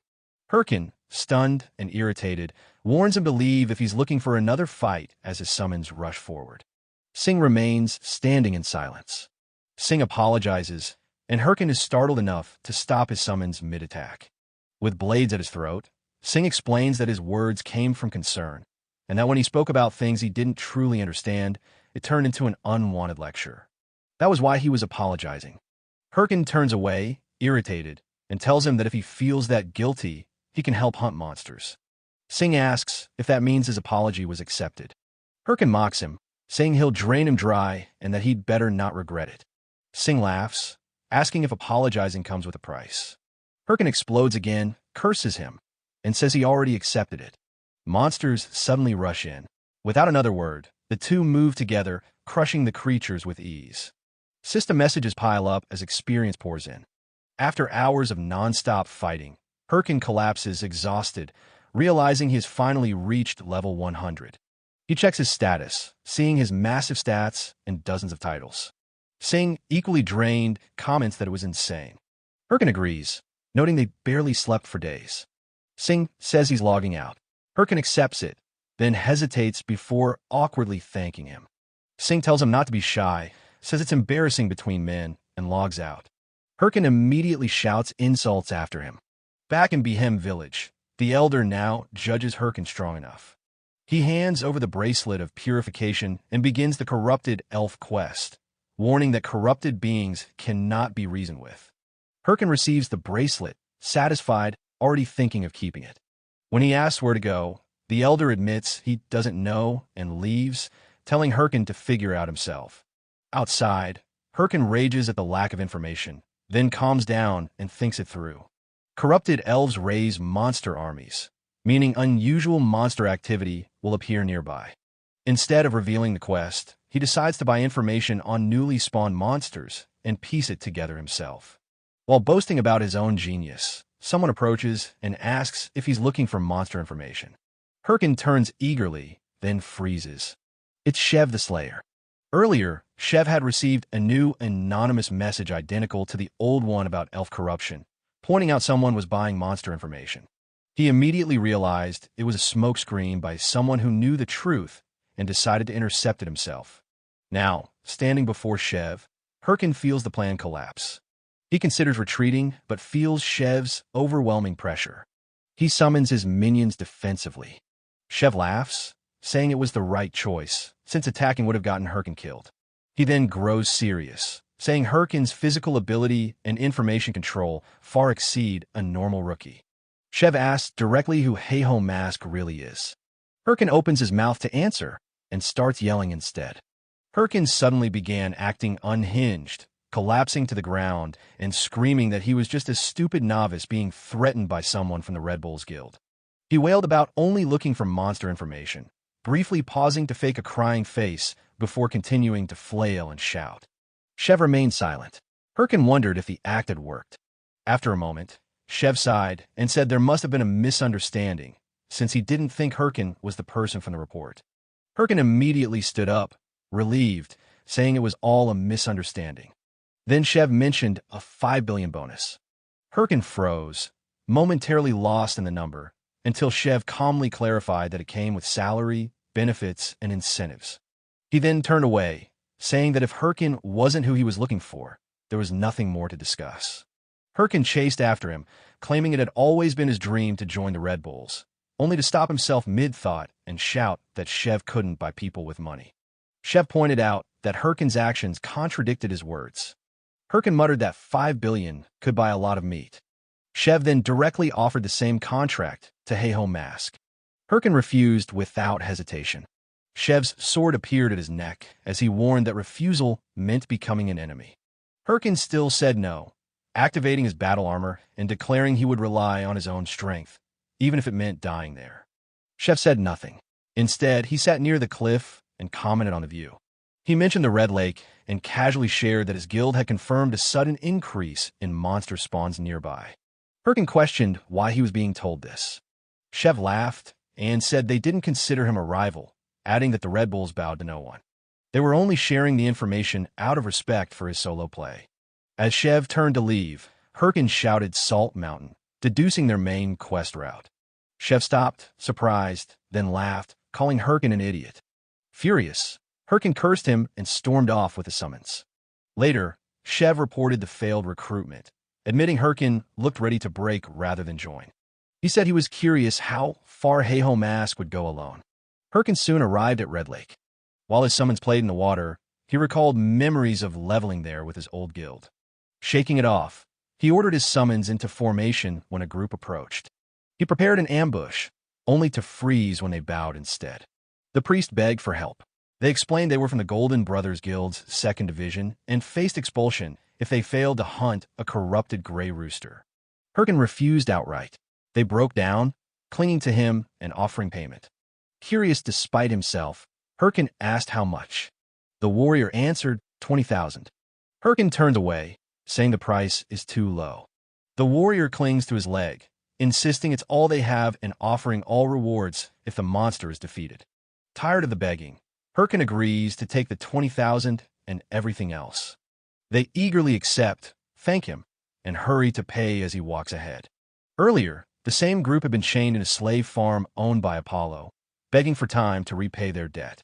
Apollo offered them a single chance at freedom by ordering them to kill Haeho Mask, lending them high-quality equipment and threatening eternal slavery if they failed. Back in the present, they watch Herkin's back, planning to strike while he's distracted. Before they move, a massive presence lands, the level 120 corrupted gray rooster. Herkin remarks on the noise, tells them to handle the rest after the armor is stripped, activates muscle modification, and charges forward. His speed shocks them. He dodges the rooster's long-range feathers, closes in, and dismantles its armor piece by piece, calling it slow. As he announces only the helmet remains, the warrior gives the signal. Fireballs erupt behind Herkin, one after another, burying him in explosions. The group celebrates, believing they're free. Then Herkin's voice cuts through the dust. He says something was wrong from the start. Poor players don't carry gear like that, and no one sends a necromancer to the front without a plan. His abilities activate in sequence, reinforcing armor, health, and recovery. He summons his forces and calmly states that their identities don't matter. They're already dead. Panic spreads as the warrior orders more magic. A cockatrice suddenly appears behind Herkin and his summons, clearly under his control. As fear grips them, the system warns Herkin that a corrupted elf is nearby. The elf appears briefly, enraged, then flees. A timer starts. Herkin curses the group, orders them to stall the cockatrice, and chases after the elf, warning them not to run. Time ticks down as he pursues. The elf remains just out of reach. Herkin throws skeleton bombs, but the elf dodges each time. With seconds left, he throws another bomb ahead, then uses the explosion to propel himself forward. He closes the distance at the last moment and grabs the elf. The elf bites its own tongue and laughs. Furious, Herkin slams it into the ground, pulls out the tiara, and forces it onto the elf's head. The artifact activates, and the system announces that purification has begun. Hoping it worked, Herkin watches as the elf pulls out a map and hands it to him before collapsing and dying. The mission completes, but Herkin realizes the elf was doomed from the start. He looks at the map, crushed by frustration, and curses the game, wondering why the chase even mattered. Nearby, the warriors group is still struggling against the cockatrice. When their weapons begin to fail, Herkin returns and drops his golem from above, crushing the monster instantly. The group rejoices, tearfully claiming they knew he would forgive them. Instead, Herkin beats them down and demands the truth. They confess that Apollo's guild ordered his death, using their debts as leverage. Angered, Herkin realizes multiple guilds are now moving against him. He orders the group to hand over everything they have and declares that from now on, each of them owes him 1 million gold per week. They are left stunned. At the Big Smile Guild headquarters, Heavy Bean learns that the Red Bulls have declared war in retaliation for the attack on Heiho Mask. Before he can react, another report arrives. Rare items he lent to Apollo's guild are now listed for sale by Heiho Mask himself. Heavy Bean grits his teeth, cursing the name. Hours later, Herkin returns to the Elven village frustrated. DRA kept the purification diadem and dismissed him, though he did grant a new mission. Uncover the secret tied to the location shown in the corrupted elf's memory. The clue describes a place watched by waters, blue clouds overhead, and a hidden village. Herkin curses the elves for writing riddles, then resigns himself to asking the one person who understands their language. He finds Sing surrounded by elf women, living comfortably.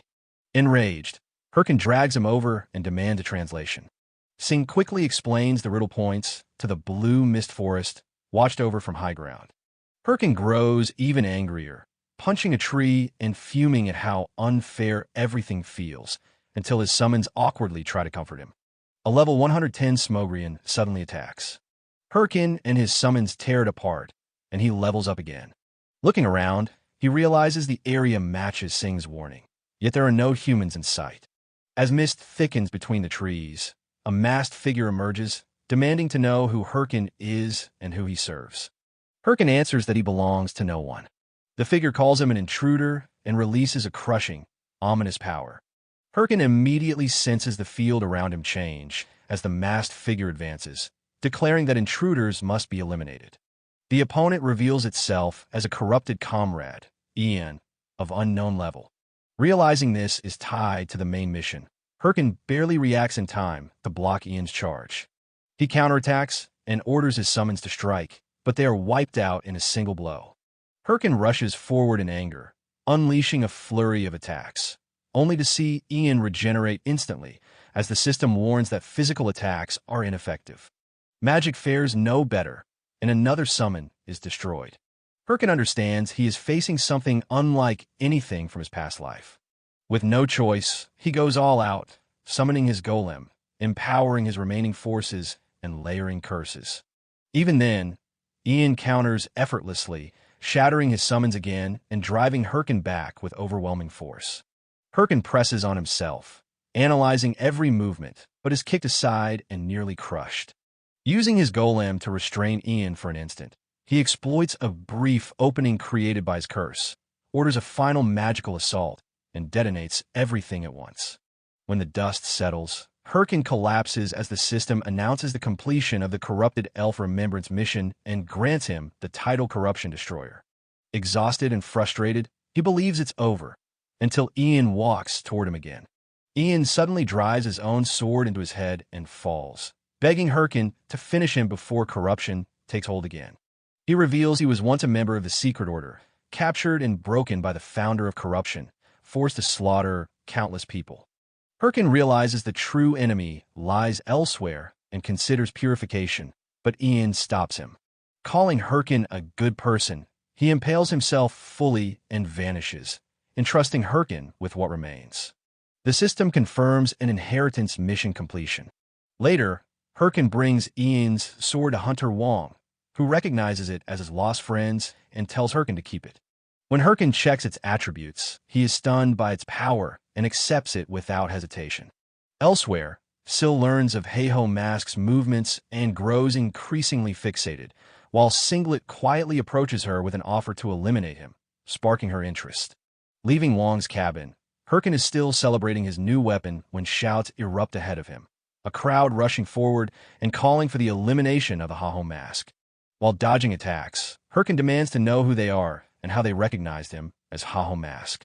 Romani suddenly contacts him, asking if he's still alive, then drops the bombshell. A 100 million gold bounty has been placed on his head through the dark web. Herkin is stunned, unable to grasp how things escalated this far. Earlier, Singlet explained to Syl that Heiho Mask was an uncontrollable variable, like an illegal chess piece that had to be removed quickly. Many guilds had already agreed, and with the Thunder Hunters' help it would be easier. Syl smiled in agreement, then suddenly attacked Singlet, smashing him into the ground and pinning him with her sword. She coldly accused his guild of stealing her boss and declared she didn't negotiate with thieves. Singlet retaliated briefly, then fled. Furious, Hahui wanted to chase him, but Syl stopped her, dismissing him as a rat. She ordered Hatch and Hahui to contact every guild and announce that Heiho Mask belonged to her, and that anyone who touched him would be wiped out. Singlet, fleeing at full speed, reported the failed negotiation to his master. He was told to stay out of it and wait. The move had already been made. Watching multiple feeds of Heiho Mask, the man calmly observed how the pawn would react. Back in the present, Herkin keeps running as more players swarm him. Knocking one down only brings more. Romani jokes that he's become a walking lottery ticket and asks who he angered this time. Herkin insists he did nothing, though Syl briefly crosses his mind. Romani presses him for a plan, warning that her livelihood depends on his commissions. Herkin snaps back that quitting isn't happening, opens the auction, buys a wyvern skull, and decides to force the truth out. He summons his golem and dumps all attribute points in a clay manipulation. The system announces the skill has reached rank A. Using the wyvern skull, he activates the skill, burning through a fortune as the golem reshapes. The transformation finishes, revealing a massive wyvern. Herkin laughs and challenges anyone to come first. He takes off into the air, leaving the shouting players below. Still irritated, he realizes he can't progress like this forever. He decides the only way forward is confronting the source directly and sends a request for a private meeting with Thunder Queen Syl. That night, he lands on his wyvern where Syl is waiting. She complains he ignored her summons. Herkin, tense with old hatred, asks if she placed the bounty. She says no. He accuses her anyway, shouting about betrayal and manipulation. She stays calm, saying he wouldn't believe her regardless. Her words echo something she said before his regression, unsettling him. Sil explains that an unknown ranker recently proposed excluding Haho Mass from the game entirely. She refused, suspecting broader interference in the main quest. Herkin realizes that something truly did happen before his regression. He half believes her and prepares to leave, convinced she isn't the mastermind. Sil stops him and offers guild protection, warning that surviving alone with a 100 million bounty is unrealistic. She promises not to force him into anything. Herkin refuses outright, declaring he will become the strongest on his own. Sil calls him childish, then smiles and tells him to do his best. She'll be one of his competitors. Herkin flies off, unsettled. Romani soon contacts him again, panicking over wanted posters spreading everywhere. Herkin can only sigh, knowing this is far from over. The next day, in Missandra's castle, Herkin walks into a beating. A group is roughing up a terrified blonde boy, demanding he hand over a request. Herkin steps in and asks if the boy is Git. The boy confirms his name, trembling. Herkin tells him to come along. When one of the men charges him, Herkin drops all three effortlessly. Git stares in shock as the men collapse. Herkin looks at him and asks if he's curious who just saved him. Herkin says nothing for a moment. Jit remained silent for a moment, then bowed and thanked Herkin for saving him, saying he had given up and would have lost the quest without him. Herkin calmly pointed out that it was the Ruins dungeon exploration quest, and that clearing it would remove the blocked field behind it. When Jit asked how he knew, Herkin told him to hand it over.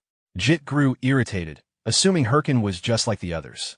They entered the Misandra Ruins dungeon as a two-person party, with the condition that if either died or left, the quest would fail. Herkin moved forward, carrying Jit, who continued crying that the first quest that made him feel acknowledged was being taken away. Herkin snapped at him to stop bawling and told him that if he hated losing things, he should try stopping it with strength. Jit lashed out, saying it was useless no matter how much he tried. He admitted he was weak, failed raids, died alone in the field, and eventually gave up, drifting through minor village quests until he finally obtained this one. For the first time, he felt recognized by the game. There was no way he could beat someone like Herkin. Herkin dropped him and told him to keep living like that if he wanted. Still, he said he would clear the dungeon no matter what, and that just because Jit had lived weakly until now didn't mean he had to stay that way forever. Left alone, Jit wiped his tears, confused by Herkin's behavior. After debating whether to log out, he decided to go wait quietly at the dungeon entrance and slowly stood up. Several bug monsters suddenly appeared in front of Jit. When he opened his eyes and saw a giant one, he panicked and ran straight to Herkin. Hearing him, Herkin turned just as Jit leapt into his arms in terror. Irritated, Herkin shoved him away while Jit screamed about monsters and being eaten. Herkin drew his sword and cut down the swarm as Jit ran in circles, shouting for help. An hour later, after clearing the bugs, Herkin stood exhausted and grabbed Jit, accusing him of causing trouble on purpose. Jit cried and insisted he was just scared of monsters. Herkin let him go and told him to stay put, warning that if he interfered during the boss fight, he would kill him. They had already reached the boss room. Jit, realizing it only then, nervously explained that the giant ant den was infamous, endlessly respawning spiderlings that exploded on contact, and a giant spider boss with metal-hard hide. Herkin dismissed it and moved forward alone, telling him to stop fussing. Avoiding the trash mobs, Herkin advanced swiftly through the webs and reached the giant spider without touching a single strand. From a distance, Jit watched in shock as Herkin overwhelmed the boss with precise strikes, dropping it quickly. While staring, Jit accidentally stepped on a web. A small spider leapt onto him and exploded. He fell as more spiderlings swarmed over him, each one detonating on contact. Overwhelmed and unable to run, he froze as multiple explosions erupted around him. Herkin suddenly appeared, taking the blast head-on and shielding him. Calling him useless, he ordered Jit to run to the entrance. Even as spiderlings crawled over him and exploded in succession, Herkin stood firm, warning that if the quest failed because of him, he would kill him. Blood splattered across the dungeon floor as the explosion settled, leaving Jit staring in shock. Terrified, Jit ran toward the dungeon entrance. As he fled, he wondered why he was always so pathetic, why all he ever did was cause trouble and run away. He stumbled and fell hard, sitting on the ground as tears streamed down his face. He told himself he was useless, that maybe he should just quit. A memory surfaced, someone telling him to know his place and live accordingly. He muttered an apology under his breath. Then he recalled Herkin's words about not having to live weak forever. Slowly, he sat up, something shifting inside him. Inside the dungeon, spiders had wrapped Herkin completely in webbing, forming a cocoon. He tore through it with his sword and landed back on the ground, irritated. If Jit had died, the quest would have failed, so he had no choice but to protect him. He prepared to summon skeletons, but paused when he heard shouting. Jit appeared, holding his fire sword and yelling to draw the spider's attention. Herkin stared at him as Jit declared he would pull aggro, so Herkin could kill the boss. Herkin told him to leave, warning he would die. Jit insisted he wouldn't, saying he was good at running away. If Herkin killed the boss, they would be even. Herkin exhaled and called him shameless, but admitted it was better than watching him cry. He advanced toward the giant spider and resumed the fight. Jit moved as well, still trembling. His body shook, monster still terrified him, and he knew he was weak. A small spider leapt onto him and exploded, and he gritted his teeth. Steadying himself, he began cutting down the spiderlings with his fire sword. For the first time, the shaking felt different. After a prolonged battle, Jit collapsed from exhaustion, declaring they had cleared the dungeon.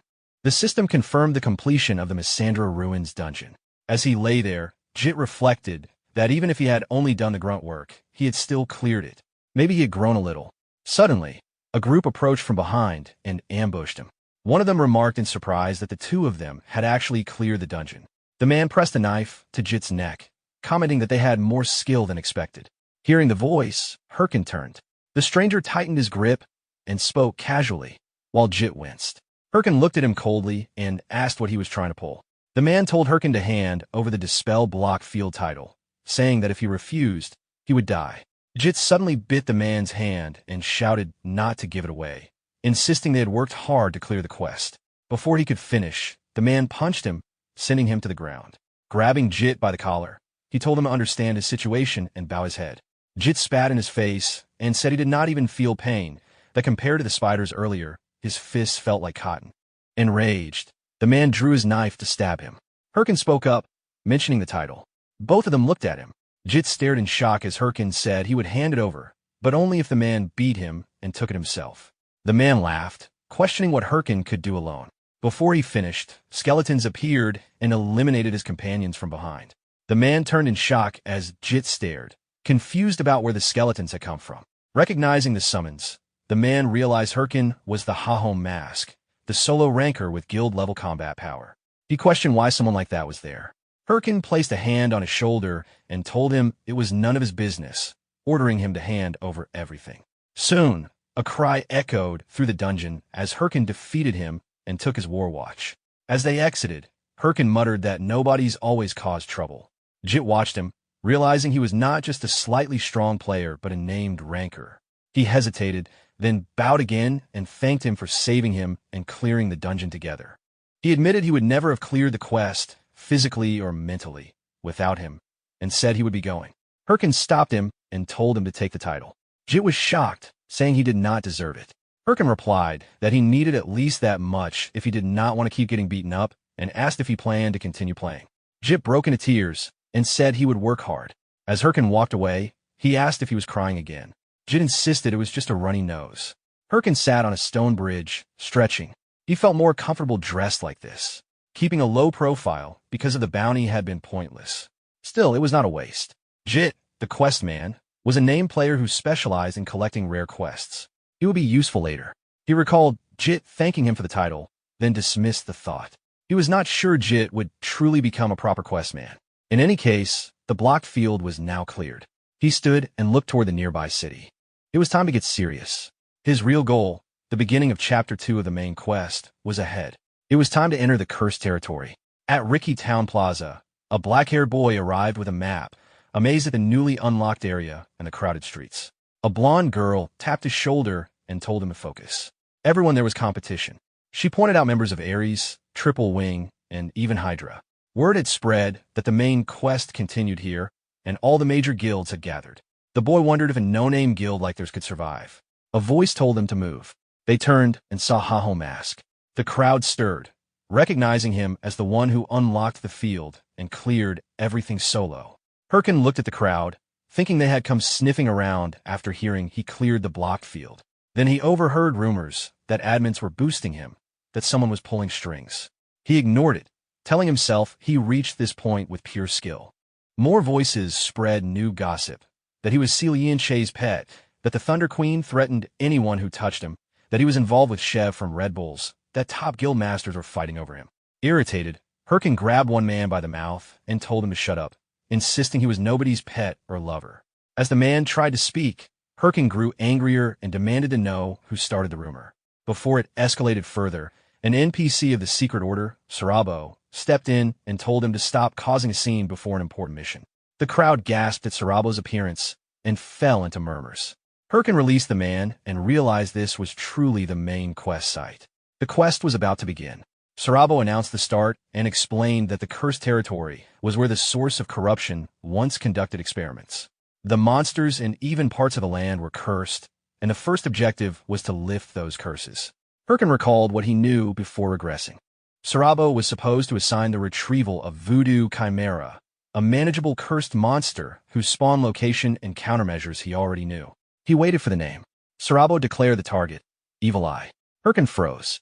The crowd reacted immediately. Evil Eye was level 150 and possessed a passive area-wide curse.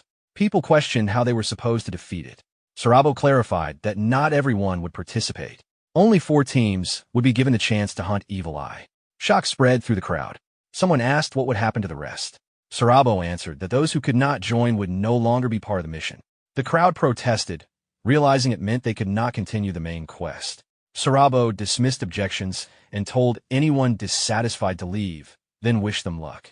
After a brief pause, everyone rushed forward in a frenzy to secure a spot. Players pushed past each other. One man bumped into Herkin, started to complain, then recognized him and quickly apologized. Herkin stood still, unsettled. This was not how it happened before. Something had changed. He questioned whether his regression had altered the future or whether his past knowledge had been incomplete from the start. He slapped himself and forced himself to calm down. What mattered now was assessing the situation. He narrowed it down to 2 possibilities. Either his regression was changing events, or what he remembered had never been fully accurate. Elsewhere, Single arrived near the cursed territory. Opening the message portal on his watch, he reported to his superior that he had reached the area and was about to begin the main quest. Once it was done, he would take care of Ha-Ho Mask for sure this time. Inside the cursed territory forest, a massive minotaur roared. The black-haired boy panicked and ran, barely dodging its attacks. His sword shattered while blocking, and he shouted to the magic squad, asking how much longer. The yellow-haired girl and 3 mages finished charging a portal and told him to hold on. As the minotaur closed in, a fully charged lightning bolt fired from the portal and struck it down. The system announced the defeat of a voodoo chimera. The girl immediately ordered the mages to reform the front line and prepare for the next hunt. The boy ran to her, complaining that it was too scary and that clearing a main quest against top 30 guilds was impossible. Before she could fully respond, a burst of blue light flashed deeper in the forest. She told him to look. Herkin had activated his war watch and was advancing alone. He leapt into the air and cut down one minotaur with a precise strike, sliced through a second midair, and severed the third's head before landing. The boy stared in shock. 3 voodoo chimeras alone. The girl dragged him forward, pointing out that someone was clearing the quest solo, so he should stop whining. The boy recognized Ha-Ho Mask and muttered that he was on a completely different level. He felt a quiet jealousy, wishing he could play like that. A system window showed the voodoo chimera hunt timer counting down. Herkin continued cutting down minotaurs one after another, pushing himself faster. Eventually, he dropped to one knee, breathing heavily. Things were not unfolding as he remembered. Someone was targeting him, and without reliable information, even progressing the main quest felt uncertain. After the last minotaur fell, a skeleton brought him a health potion. He refused it. Another minotaur appeared. He stepped forward without hesitation. Other guilds moved in teams of 5 or more. If he wanted to outpace them, he had to move faster than all of them. The minotaur turned toward Herkin and roared before launching a series of heavy attacks. 2 strikes landed, injuring him. He immediately summoned his skeletons, and they finished the minotaur at once. The voodoo chimera hunt timer expired. Sarabo appeared at the reporting ground and praised the first hunter for killing an overwhelming number of chimeras in a short time, noting that most had been hunted solo. He asked for the name to report to the association. Herkin ran toward the reporting site as fast as he could. When he arrived, Sarabo turned and announced that the second place had just arrived. Breathing heavily, Herkin froze. Second place. He wondered who had beaten him, Ares, Hydra, some powerful team. When he saw the black-haired boy and the yellow-haired girl standing as first place, he was stunned. A voice greeted him, saying it had been a long time. Herkin recognized it and recalled past encounters and mentions of an unknown rancor. Singlet stepped forward and addressed him directly, saying he had suspected it was him.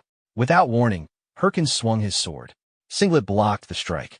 Herkin pressed forward, demanding to know who he really was and why he kept interfering.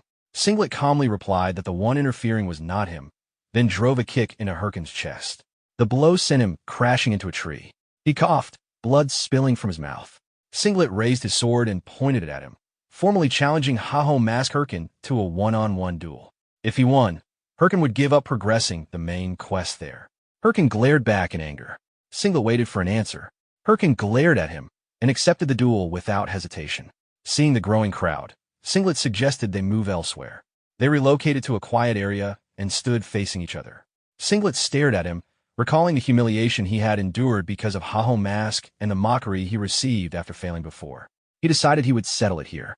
While Singlet was lost in thought, Herkin began removing his equipment. Singlet frowned and asked what he was doing. Herkin said he was preparing to fight and asked if he had never heard of Watchman style. He explained that it was a method of fighting with only a watch equipped, abandoning gear and stat boosts, focusing purely on offense. It was a style meant to test talent alone, accepting death upon defeat. Singlet said he had never heard of such a technique. Herkin warned him not to mock it and questioned whether he had challenged him without the resolve to fight without equipment. Singlet's expression hardened. He discarded his own gear. "Now we're talking." Singlet told him to come. They stepped forward at the same time. Their swords collided midair. Herkin blocked the strike, but felt the weight behind it. Even through the clash, he sensed the force in Singlet's power. Singlet forced Herkin back with raw strength and followed with a heavy strike.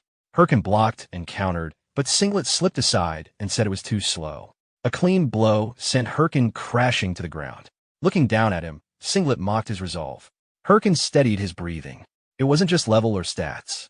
Singlet's fighting sense was sharp, reading his movements. The pressure reminded him of Matador and Chai Seal-yin. A direct clash would not work. He surged forward and slashed, telling him to shut up. The blade grazed Singlet. It worked. Herkin advanced again and activated a curse. Before he could follow through, Singlet grabbed his head and slammed him down. Calling it boring, he said a simple debuff would not be enough and pressed his sword to Herkin's neck. Herkin said it wasn't over. He triggered a skeleton bomb. Smoke and violet flames filled the area. Singlet anticipated a blind assault and searched through the smoke. He lunged at a silhouette, but it was only a skeleton. It vanished. Confused, he received a call on his war watch. He said he was fighting Haho Mask. The voice told him he had been tricked and to check the live broadcast. On the stream, Herkin skeletons were seen stripping Singlet's discarded equipment. The earlier taunts echoed back at him. Singlet realized what was happening. Herkin's voice came through the broadcast, saying he would never fight a rancor head-on, and that the Watchman style was something he made up. The stream ended. Left alone in the clearing without his gear, Singlet shouted that he would kill Haho Mask Herkin. Singlet screamed in the clearing while Romani burst out laughing over the call, saying she almost died, adding subtitles to the live stream. Herkin admitted he had only bluffed because he had nothing to lose. If it had failed, he would have been the one lying on the ground. Romani asked what he would do next. Herkin said he would continue the main quest, but first he would sell the gear his skeleton stole. When she questioned who would dare buy it, he said they would sell it to someone unafraid, Red Bull's Matador Chev. At Salt Mountain, the Red Bulls cleared the subjugation quest. The guild cheered as Chev removed his helmet. His companion said the deal with Haho Mask was completed.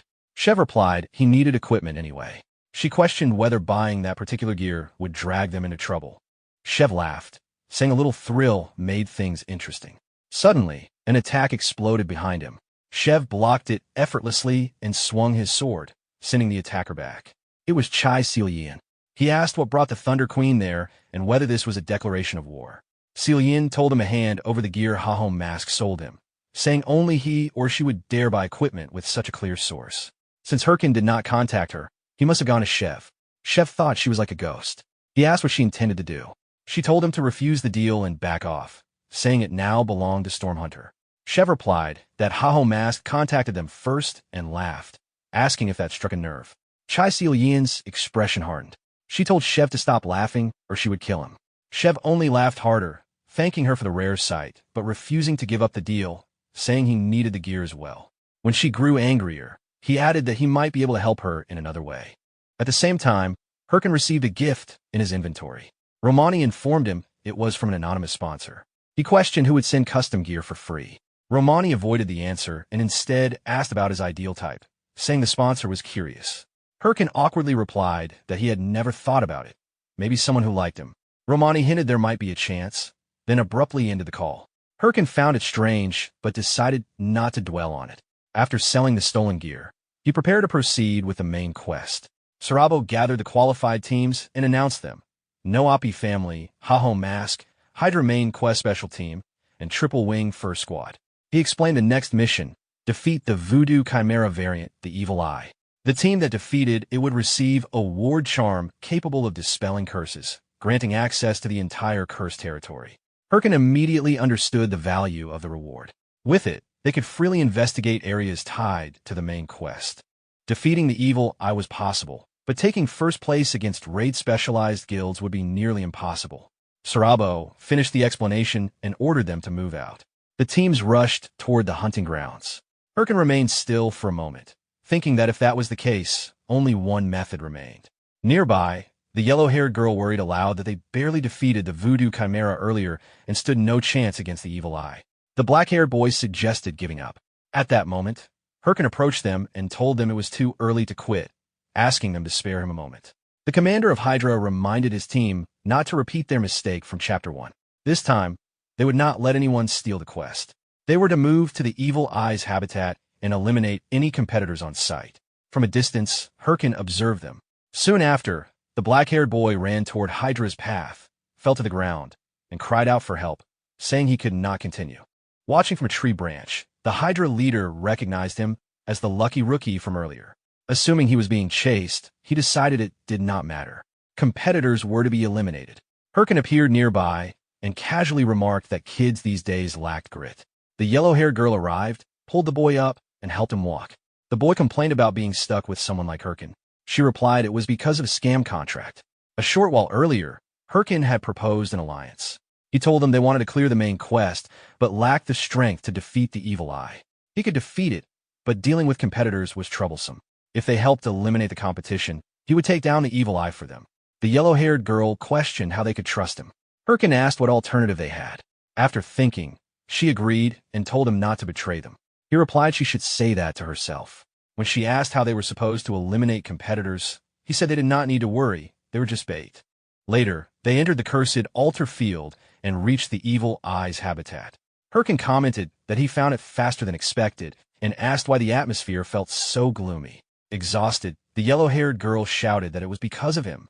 He had charged into other teams, beaten them down, forced them into reckless distractions, and made them flee while he bombarded enemies from atop his golem. None of it seemed related to eliminating competitors. Hirkin admitted it might not have been directly related, then added that it was fun and that all rival guilds had been driven away. Furious, the girl tried to attack him, but her companions restrained her. The black-haired boy said that since all competitors were gone, they only needed to wait for Haho Mask to defeat the Evil Eye. While they were talking, the golem suddenly grabbed them and threw them into the Evil Eye's habitat. They crashed into the Evil Eye's habitat and struggled to stand. The yellow-haired girl glared at Hirkin in the distance and shouted that they had already done their part. He calmly replied that now it was their turn to keep their promise. Furious, she threatened to go after him, but before she could move, the Evil Eye appeared behind them and roared as it attacked. Left side, Hirkin called. They dodged just in time. The black-haired boy froze in confusion, saying his body moved on its own. Another teammate said it felt like training. The girl realized something and drew her weapon, ordering everyone to attack. Though hesitant, they followed. As she advanced, she remembered Hirkin's earlier training, how he told her she panicked, that she needed to watch the attack fully before dodging. When the monster struck again, she stayed calm and evaded properly. Her teammates moved in sync. Together, they overwhelmed the creature and brought it down. The black-haired boy stared at the fallen monster in shock. Before he could finish speaking, Hirkin approached and told them they could do it if they tried. The girl asked if he had planned everything from the beginning. He said that reaching this place meant they had talent, though he hadn't expected it to work so well. She teared up briefly, then immediately grabbed his collar in anger, demanding to know why he threw them in when he had promised to defeat the Evil Eye. Hirkin smiled and said he never broke that promise. She argued that they had already killed it. At that moment, the smell of blood spread. The ground trembled as a massive pillar rose upward. At its top sat a giant evil eye. Flesh-like vines burst from the earth and wrapped across the area. The girl stared in shock. Herkin placed a hand on her shoulder and said that was the real opponent. He stepped forward toward the towering monster. Evil Eye. The true Evil Eye sat atop the towering pillar, staring down at them. The yellow-haired girl muttered that they had not defeated the real one. The monster opened its spell book and cast a demonic curse. Dark energy coiled around her and her companions, locking their bodies in place. They cried out in pain. She tried to move but couldn't. In an instant, Herkin cut through the vines and dispelled the curse. How boring, he said, glancing up. Your curse rank is too low. My turn, the Evil Eye roared. Herkin activated his war watch, transforming into a stronger form. Here I come. He rushed forward.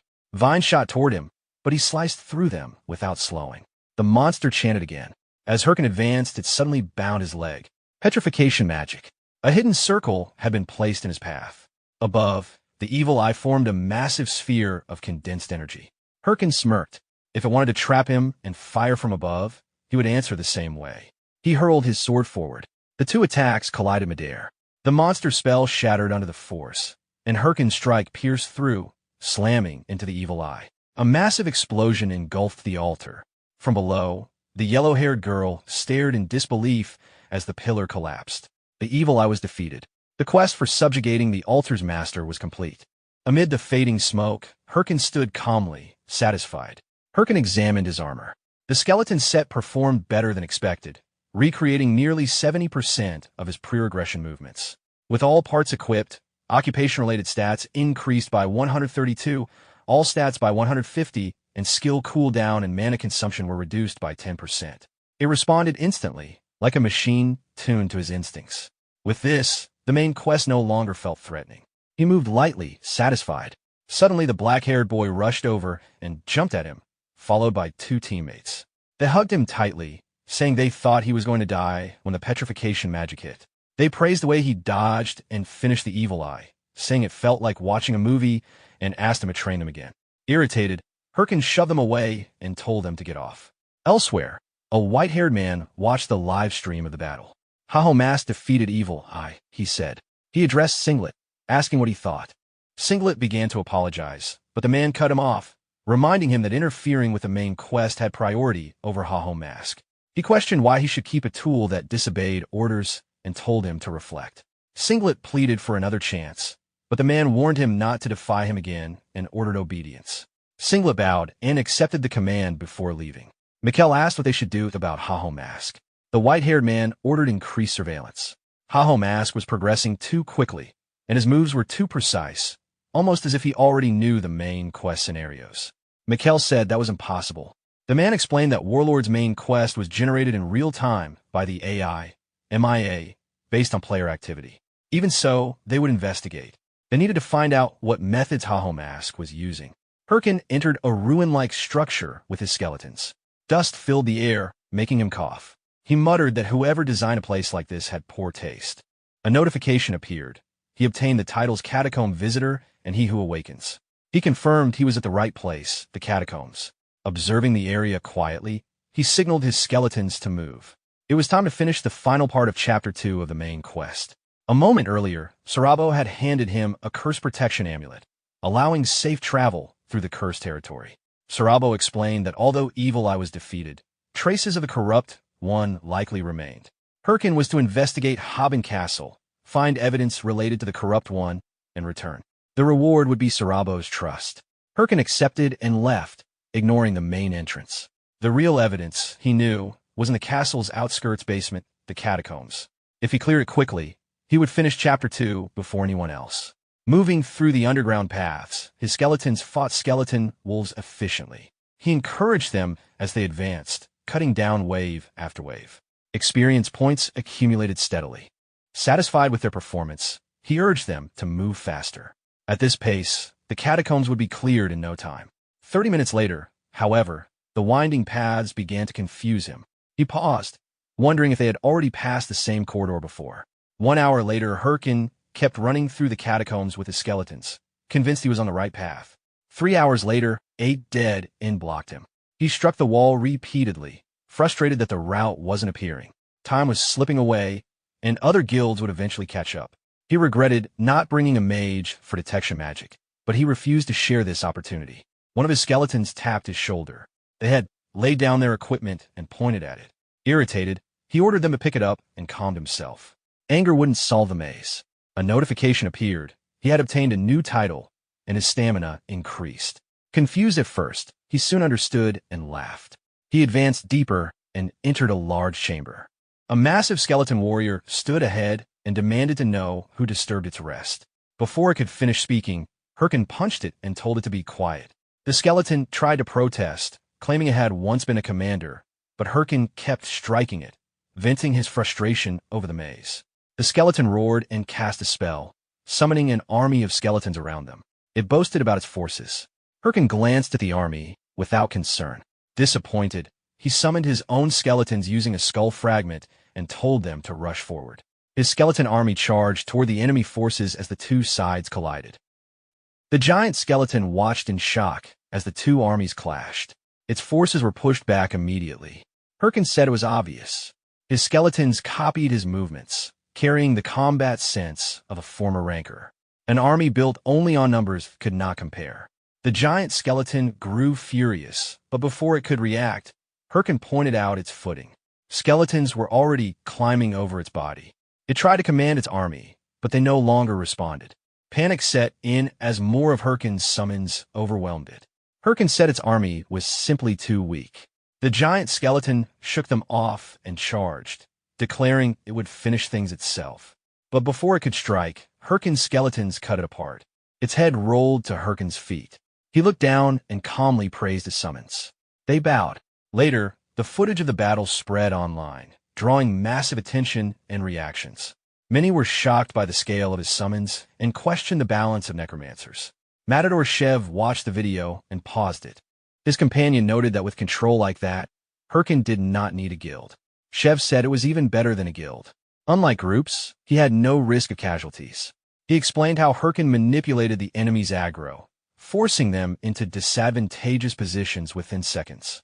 Smiling, he said Haho Mask would become a major figure. His companion reminded him that Herkin was still a competitor. Shev replied that as a guild master, yes, but personally, the rise of a strong rival was exciting. Meanwhile, Chai Silian also watched the video. She frowned, noticing he was not wearing the skeleton armor she sent. She wondered if he realized it came from her and criticized Shev for handling things carelessly. Her phone rang. After ignoring one call, she answered the next. Hatch urgently told her something major had just happened. Silian answered the call, warning Hatch to make it worth her time. Hatch steadied himself and reported that a messenger from Hydra had arrived, asking for cooperation on the main quest. She immediately refused, suspecting their intentions after Chapter 1. Hatch added that Hydra claimed to know the final strategy for clearing Chapter 2 and had already contacted other top 30 guilds. Silian was shocked. The final chapter was not even revealed yet, so how could they know? After a brief pause, she agreed to meet them.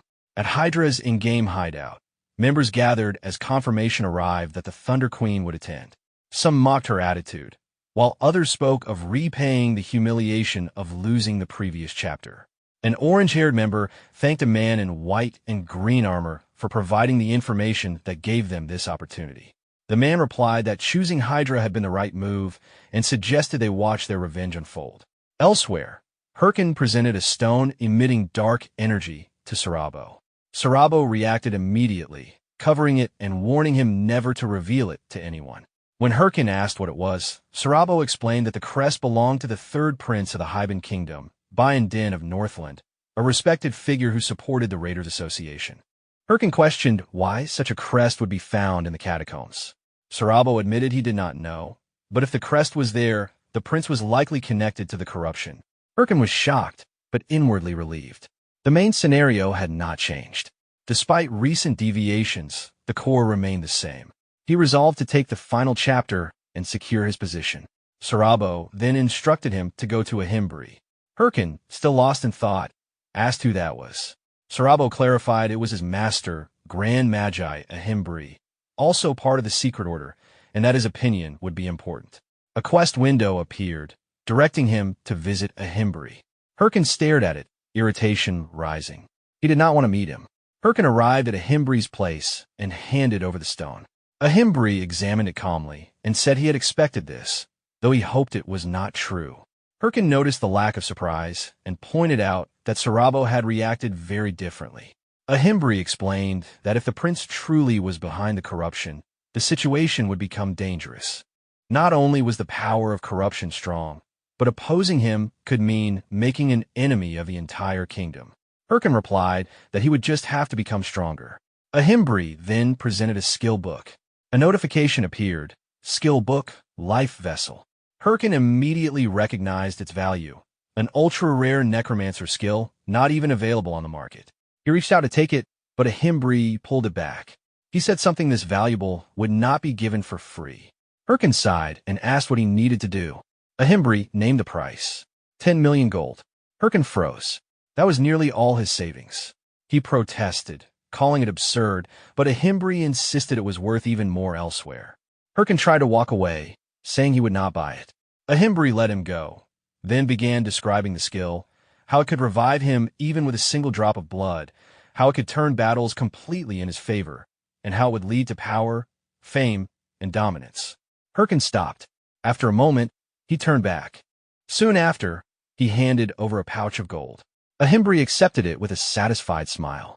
Outside, Hirkin dropped to his knees, shouting about losing all his savings. Still, he convinced himself it was necessary. To reach the final chapter, he would have needed it eventually anyway.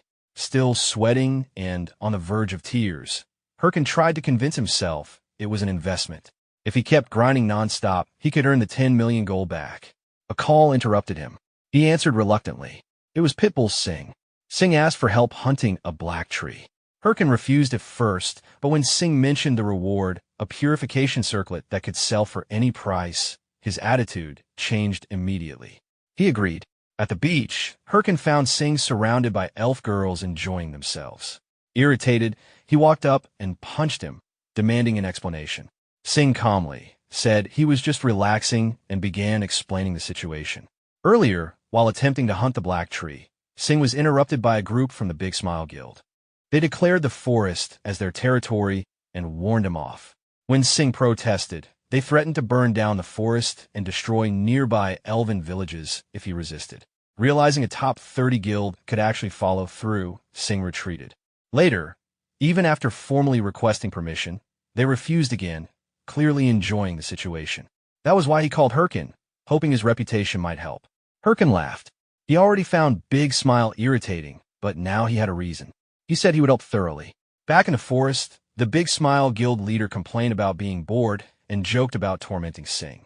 As they talked, a voice agreed with them. Hirkin suddenly appeared and punched the leader, sending him crashing to the ground. Before the others could react, Hirkin told them their Hyung was in a bad mood and gave them 10 seconds to hand over everything they had. As Hirkin finished wiping out the Big Smile Guild members, Singh approached and asked if he was all right. Hirkin looked confused and said he was completely fine. Singh clarified he was not asking about his condition, but about the consequences. Hirkin had not only provoked Big Smile, he had also stolen their war watches. They would definitely come for revenge.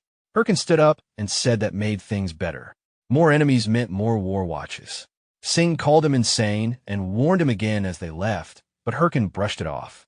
Among the fallen guild members, one barely conscious player used his war watch to report Haho Mask's presence in the forest. Soon after, a massive explosion echoed. Hirkin looked at it and said it was finally over. A notification confirmed the black tree had been defeated. Experience and gold were awarded. Singh commented on how fast it was. Hirkin replied it was not that strong and immediately asked for the promised reward. Elf girls rushed in, ignoring Hirkin and praising Singh for defeating the black tree. Irritated, Hirkin pointed out that he fought too. One of them snapped at him and threw the purification circlet his way, telling him to take it and leave. A notification confirmed the item's value. Hirkin instantly changed his tone, cheerfully thanking Singh. Singh remarked that he was easy to read. Hirkin picked up the circlet and considered whether to sell it. Singh approached again, thanking him sincerely and extending his hand. Herkin paused, looked at him, then smirked. He started to take the handshake but pulled back, telling him that if he was really grateful, he should give him more money. With that, he turned and left. One of the elf girls remarked that Herkin and Sing seemed to have made up. Sing, still irritated, denied it but admitted he was relieved. As Herkin walked through the forest, a cool breeze passed by. He felt satisfied, thinking about the war watches and the purification circlet. For the time being, money wouldn't be a concern. A call from Sing came in. Herkin picked up, expecting another request, but Sing urgently told him not to come. Another voice cut in, threatening him to call Herkin if he wanted to live. Herkin realized something was wrong. A man greeted him and told him to come if he wanted to save his friend. Herkin immediately ran towards Sing's location. Meanwhile, Sing was being beaten. He was struck and kicked, thrown to the ground, while the elf girls are captured nearby. Reinforcements from Big Smile had arrived, led by a man seated on a golden chair. The leader mocked Sing for taking the beating to protect Herkin. Sing, barely conscious, said it was his responsibility and asked them not to harm Herkin. The leader grew irritated and kicked him again, pressing his face into the ground.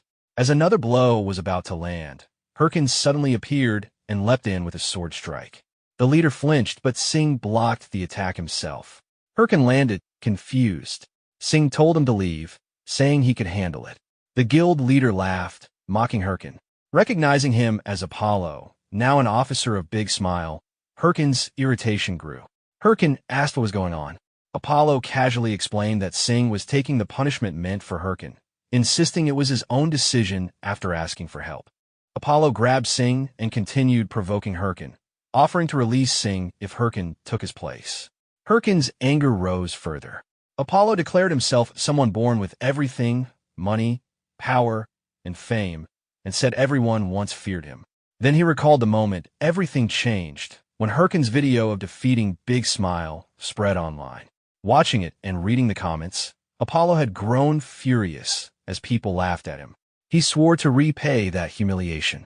Back in the present, Apollo pointed at Herkin and said that was why he set this up.